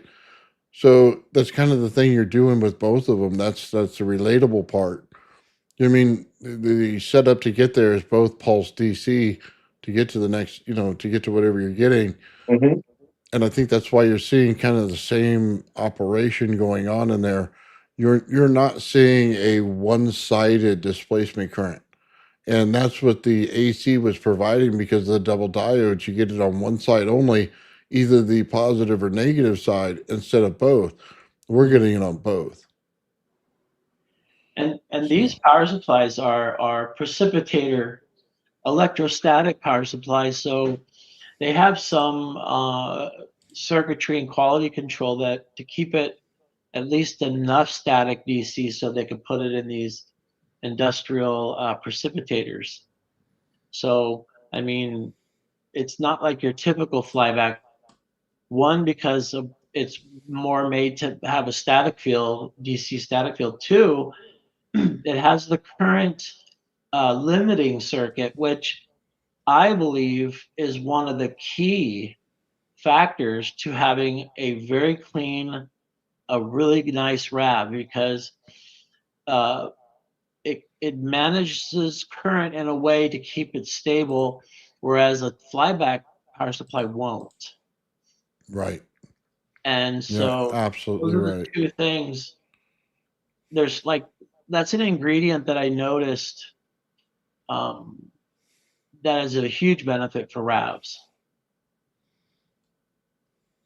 Well, yeah, the closer you can regulate that frequency and get it cleaned up and get rid of any noise to it, is Mm-hmm. better. So some diodes need capacitors over it and such to clean that up. Yeah, that's So right. here, I just want to show this for everybody. We're kind of talking around something. So let me just show what we're talking about here. This right here is Sean's setup. And you can see the big box in there. Under the hood, I got a V8, V4. Yeah, you do. Yeah, this video is a classic at this point. This is like rap infancy when he took this. Right. That's Yeah, look at right. that. He's got the hottest four banger there is. That's not just a flat four. That's a turbo flat four. That's what I mean. The one I have has two, so I'm getting two layers that are good. I'm not getting a third out of it. I think Mm, that's why, is because you have this here that's driving it a little better. it sounds right. Sounds logical. Yeah, that makes all the sense in the world to me. To be honest with you, it really does. Yeah, so I'm gonna have to upgrade to get to Sean's level to start creating the things he does. I think honestly, Sean, if they made this board with two more, it would be even better. I'd buy it. This is like the biggest you can get without paying $5,000, $6,000 for a used one, because this 60,000 watt power supply, it's a beast. I use it for electrics. I use it for RAVs. I beat it up all day long and sideways, and it's brilliant. And what's interesting about this is that they tell you in the documentation, which is literally one hand typed page photocopied, but it tells you it runs the best when you have an arc.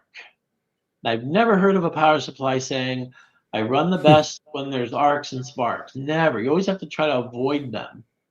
But Yeah. then if you arc and spark all day long, it'll love you. And so kind of Well, keep that in mind. go on. Is That's because it's preventing backflow at that point. You know, like that makes to a sense. certain extent. Yeah, that makes a lot of sense. I didn't think about it that way. Yeah, totally. Well, I think in this regulator circuit, it actually pulls that back in and reuses it through that big capacitor he's got on this thing. Yeah, Yeah. it could be too. I agree.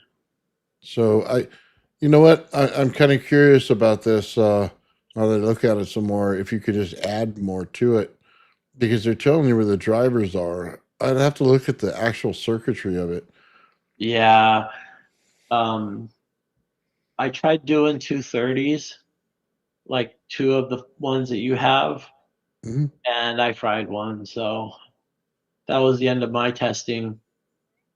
Oh, wow. But I mean, This one's $250, and it's worth way more than that. And the reason why nobody uses this is because nobody thinks to use a precipitator power supply for plasma experiments. So it just sort of lays low under the radar. So they're not charging a lot of money for it. I really believe that. I think the Chinese just made this for precipitators Yeah. and will snatch it off the shelf and go, look at this, we got a $2,000 power supply. I Well, really yeah. believe. Sorry. By the way, too, Nathan, you can save, I think, $100 if you buy this without the box and put your own box around it. I think you get Really? 150, yeah, 160.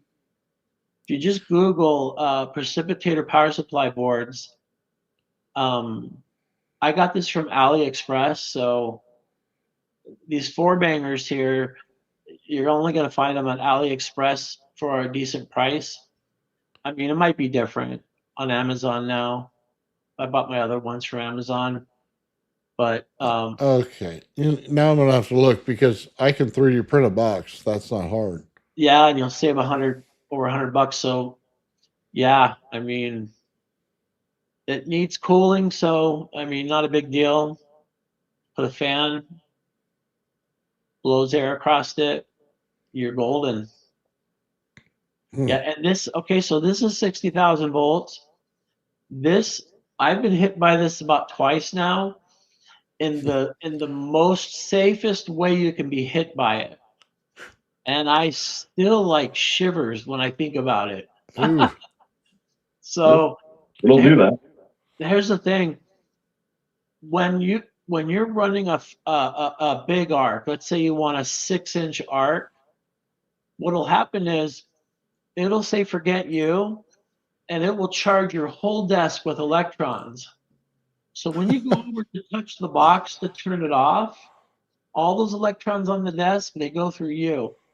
So what I use now is I use a wooden spoon, an untreated wooden spoon handle, and I push all my buttons when I'm doing my plasma experiments, because this thing is a beast. It's the safest for 60,000 volts, but it's not safe.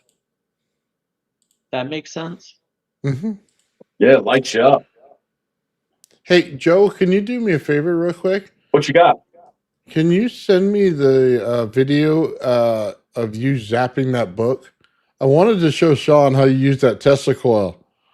Oh, I could zap the book again The Chinese, because I don't have a video of me zapping the book. I just zapped the book on the live. Oh, Yeah, but I could do that. Give me a second. I saw it. make sure No, you I turn the saw lights down. I want Sean to see the good effect of it. it. Yeah, sounds good. And Sean, he did this cool thing. It's like gold leaf or something on the book. Yeah. So remember the Tesla coil that you made us all zap ourselves with? The one we re-engineered from the Chinese fascial face? Yes, that's the one. So I have a couple of books I could actually do. Joe stuffed a big rod into it, and then now he's zapping things. I thought you'd get a kick out of it. Well, that's not the only thing that I did. I just did that to pass some time while you went on ahead. Oh, it's so cool looking though, because of all the placements of the foil on there. Oh, wow. Yeah. All right, here we go. We're gonna put Joe on big screen here. Also, Nathan, if you put a tight spring at the end of your boards, you'll get different frequencies when the spring bends. Oh, really? Yeah, I just learned that today. All right. He's got a lightsaber with a brass tip. I told you he stuffed a huge rod in there, man.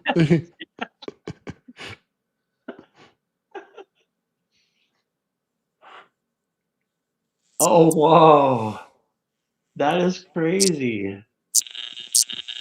Oh, it's trying to communicate. That's so awesome looking. That is fascinating. Yeah. Are you getting bit by the electricity? No, not yet. Wait until it saturates the book. Yep, yep. because it does. Yeah, exactly. All right, Cool. I have another one with gold leaf that it's right here. Hang on. Is it Here we gonna are. damage it? We're zapping the books instead This of is reading now them. the Crowley book. Look at all the gold on this one. Oh my Oh, goodness. here we Oh, go. Satanic Bible. Oh, it It's should not be. the Satanic Bible. It should be zapped. Ah, fuck. Oh, yeah, I gotcha. Look at that. Wow. Wow. Yeah. Well, let's see if I can get it in the dark. It's reflecting too much. Hold on. Ah. Is it making a noise? Oh yeah. Yeah, Joe sure is. It's it's traveling to every design piece. Oh, yeah, there it is. Oh, that That's was a what I'm good trying one. to show you. I got to do Yeah. it like this. That's why I'm coming from the wrong side. Is it talking? It sounded like that Lost in Space robot. Yeah, the demon symbols seem to get the brightest. Yeah, it's not the demon symbol, but yeah. It's like, He's got the skull to light up over there. Look at that. I know. It's all way in the back. Oh, hit the lettering on the top, Joe. That one was the best. Yeah. Oh, yo, let's hit the Cabal. Let's hit the Kabbalah right there. Oh wow, look at the lettering. Oh wow. I'm hitting Keter. Okay. It's really cool looking. I mean, it just makes the book look cool. Hold on. Now, this is what I've been refraining from doing. See what that is? Oh, Yeah. it's got the side there. Oh, that's right. Oh, look at that. What? That is cool. Oh, I'm trying that. Oh, fuck. I was waiting. Yo, that looks so crazy. It's not even showing it good. Yeah, I imagine, but it looks cool on screen. Oh, man. See. I can't find my RAV in a glass, sorry. Lab and water. I mean, my water RAV. What else I have is that? It's all good. We get to see Joe zap himself a little bit. That was Yeah, that awesome. was worth it. Plasmoid infused occultic book collection. That's what Sears Vortex says. That's funny. That's Oh, I funny. love it. I'm just getting to the comments. I'm sort of gonna expire here, guys. Forgive me about the video. My computer. This whole book might go because this is like a copper looking book. I don't know. You're gonna get whacked hard. I love it. He's gonna get whacked hard. Oh, that was a good one. Look at the K. Oh, the colors. Yeah. Tesla. It looks like CGI. Oh, he made the lightning work. Oh, no way. That's a cool effect, Joe. That's awesome. You got to get a photo of that. I'm reading my book and, hide the Tesla Coil out of the picture. Oh, here we go. The back. Oh, wow. You can just see the metallic that they put in the ink. Very cool. So what'd you do last night? Oh, I watched my friend shock his books. I'm charging them up. He didn't read it or anything. He just shocked it. I've read them all. I might buy some more books now. That's right. Stock them so I can get the info inside. Apparently, almost all the books I have some kind of metallic on them. Oh, that's cool. That one was really good. Oh, look at that. I wonder if all your Dungeons and Dragons book do that. Oh. You know what? Can you imagine just hooking a couple wires up strategically to this thing? It would make it a whole really different cool. book. Yo, Nathan, you see this? Oh, dude, I'm seeing it. Yeah. Yeah. Taking knowledge to its highest state. That's funny, Aaron. Too funny. A cymatic power pattern. Interesting. Look at the colors in that, though. Yeah, they sell those metallic books at bookstores for discount because people don't want to think and read hard books. Oh, fuck. That was a good one. That was like a full Oh, I love grab, it. yo. I bet the rod makes the shocks worse. I really do. Oh, I think yeah, it was hard. especially that Oh, rod like can Oh, do the number. let's see. he's got another one. I have so Oh, many. I'm telling you, this Is one's that not as good. The gold ink is not that strong on this one. is this Marcus Aurelius? Yeah, that's Marcus Aurelius. Oh, I have his book. Oh, he's a brilliant guy. Oh yeah. oh man. Well, yeah, It's like worth the price of admission here. I'll tell you that. yeah, Yeah. for my expense. God damn it. All right, let's see. Well, I appreciate you guys having me on. It means a lot, and thank you for answering my questions. I need to run. Well, Sean, it's been real. I miss you, brother. I hope you feel well and be in touch, man. Thank you so much, Nathan. Still there, Thank, buddy? thank you, Sean. Appreciate everything, man. Hey, Hey, we're gonna have to have you back on when you get those Tesla coils. Oh yeah, I can't wait. Will do. All right, guys. Have a good night. Much love. good Have a night. great night, Sean.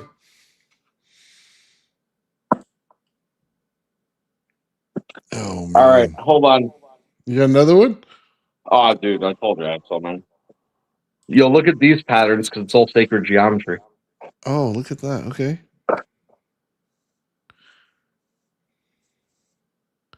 Oh, yo, here's the one right there.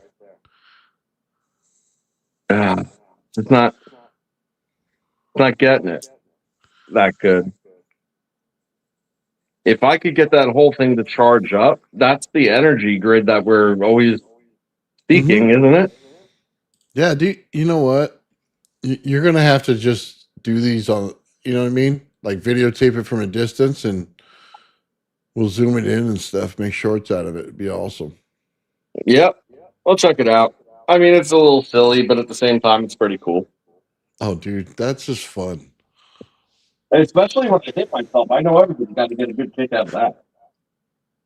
I know I did. That was awesome. Oh, here we go. The books just keep on coming, dude. Dude, it's got like every sacred symbol in the world.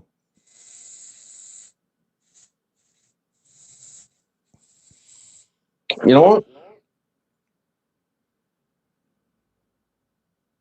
Try to turn it down a little bit. Sometimes turning it down is actually the thing to do. There you go. That looks good.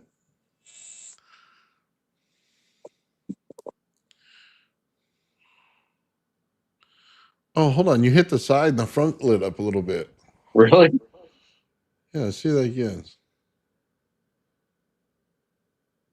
No, maybe it's just me.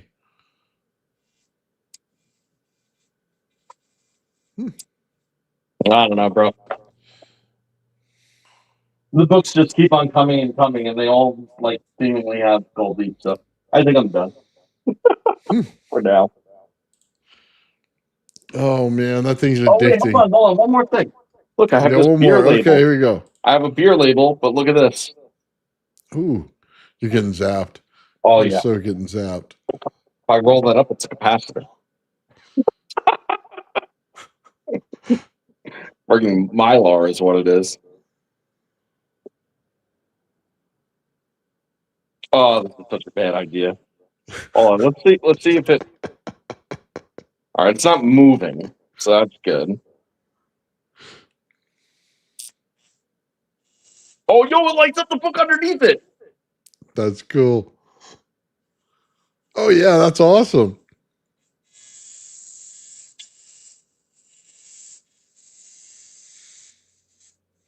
Oh yeah. Yo, what? check this out. It's not doing it. Oh, there it is. It's this one.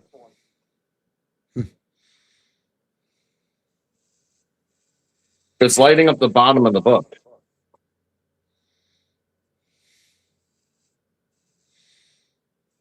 I don't know. That's so awesome, man. All right, I'm done now. Oh, it's funny. I think Sean got us those to torture us to have a good laugh, and we're putting them to good use. Yeah, man. It's, you know what? I play with that thing all the time. It's so great. Yeah, we no longer read the books. We just make sure they have foil on them and zap them. Oh, that's so awesome. I'm going to have to try that with everything now. I think I'm going to get me some gold books just to try it. That I had to duck. Yeah, man. Well, honestly, you know what the probably more interesting thing to do is to create like geometric sacred geometry lattice grid patterns and then run the high voltage through them. Like a circuit. You know? Just saying. Oh, I'm not saying anything crazy is going to happen, but I will say that, you know, it could actually have, you know, electromagnetic effect. well, yeah, just put the one wire energy to it and we'll see if it sparkles. You know what I mean? That should light it up pretty good, actually. Oh, yeah. New use for a book, huh?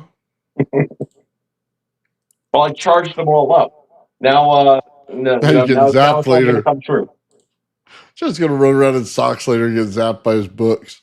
That's gonna be great. You just add that little bit of energy that it needed to get over the top. Yeah. No, but that lightning though on that Tesla one, man, was awesome. Like it because it went to the circle, so you could see the It lightning did. come up. That was actually the best one because it was like meant to be. It was literally like meant to be.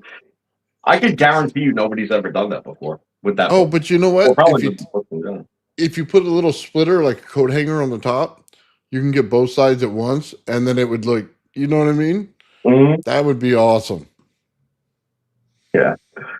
Dead fish is like, am I conjuring demons? I mean, I don't know. Maybe when I hit the Crowley book, maybe.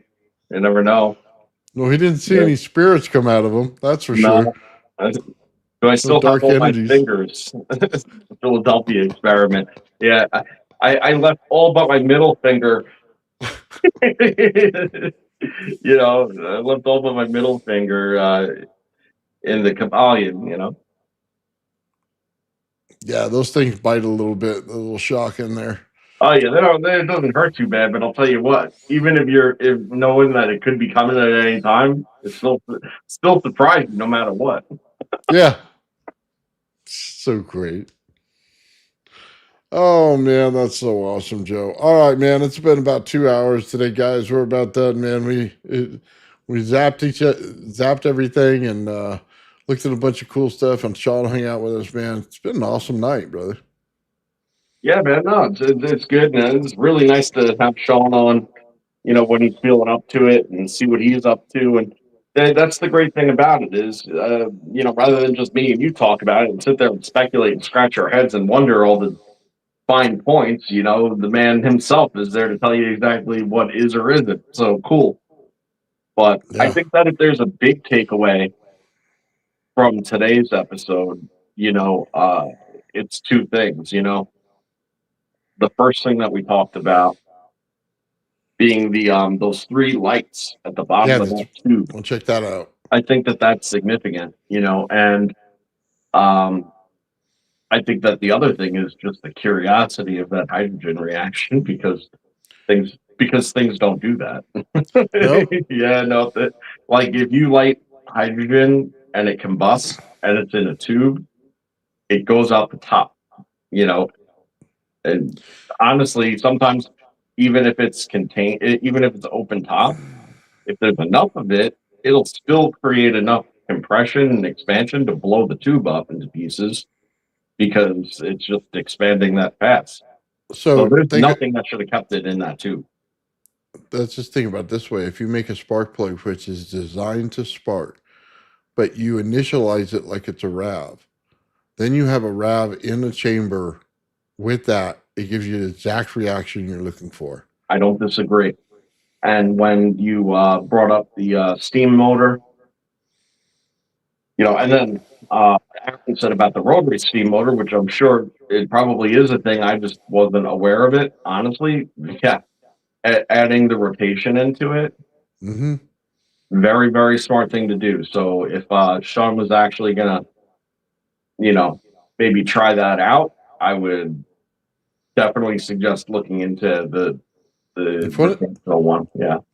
Dude, one of those things is cheap enough. He made it up. I mean, nice Well, just guess to run. what? You know what? That doesn't mean it can't be done. There's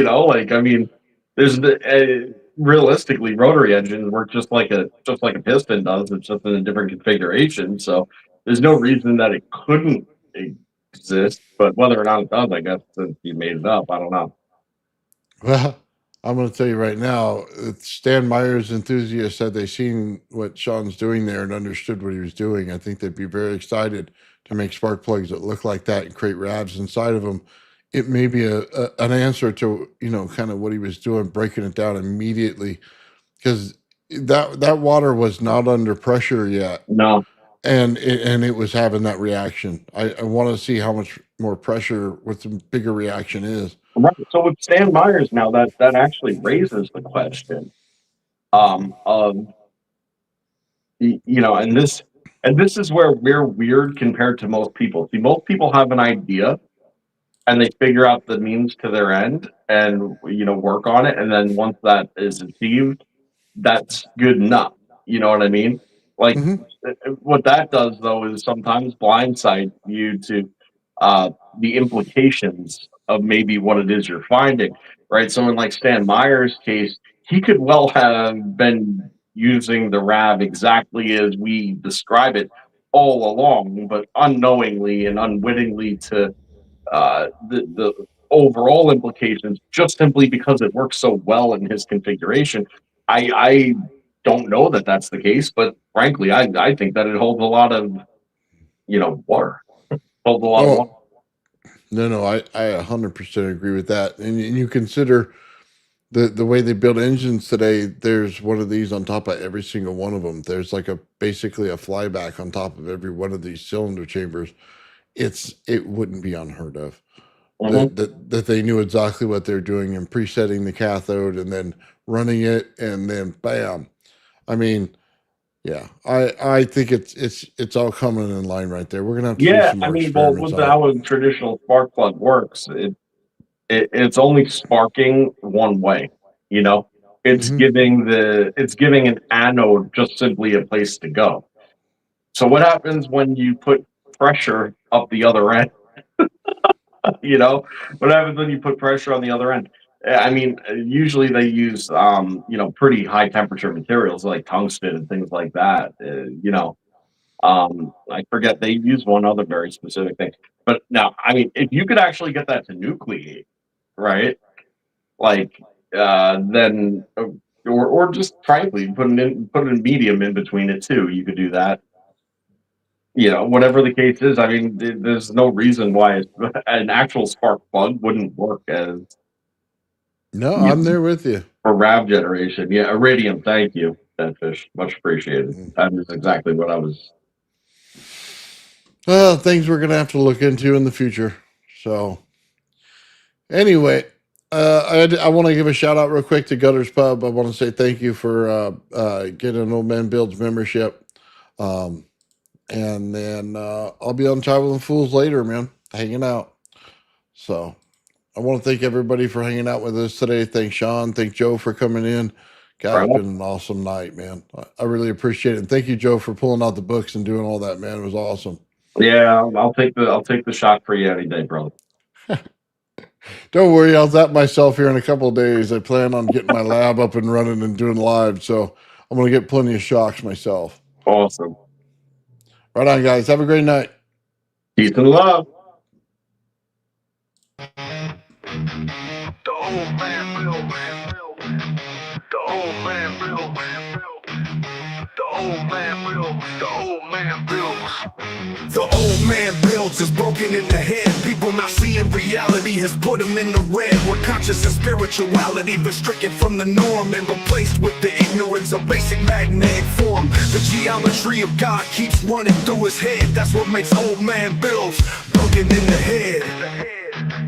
The old man builds. The old man builds. Spheres of destiny are spinning in his mind, making him travel back and forth in time, battling the establishment for just a little recognition. Has him forcing the world to understand his premonition. That world will have all the technology in the end, even if it means his life will fail to extend.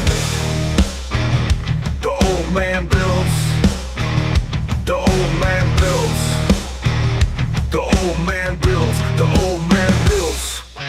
Fears of destiny are spinning in his mind, making him travel back and forth in time, battling the establishment for just a little recognition. Has him forcing the world to understand his premonition. That world will have all the technology in the end, even if it means his life will fail to extend.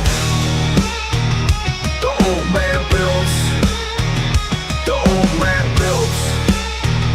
The old man builds. The old man builds.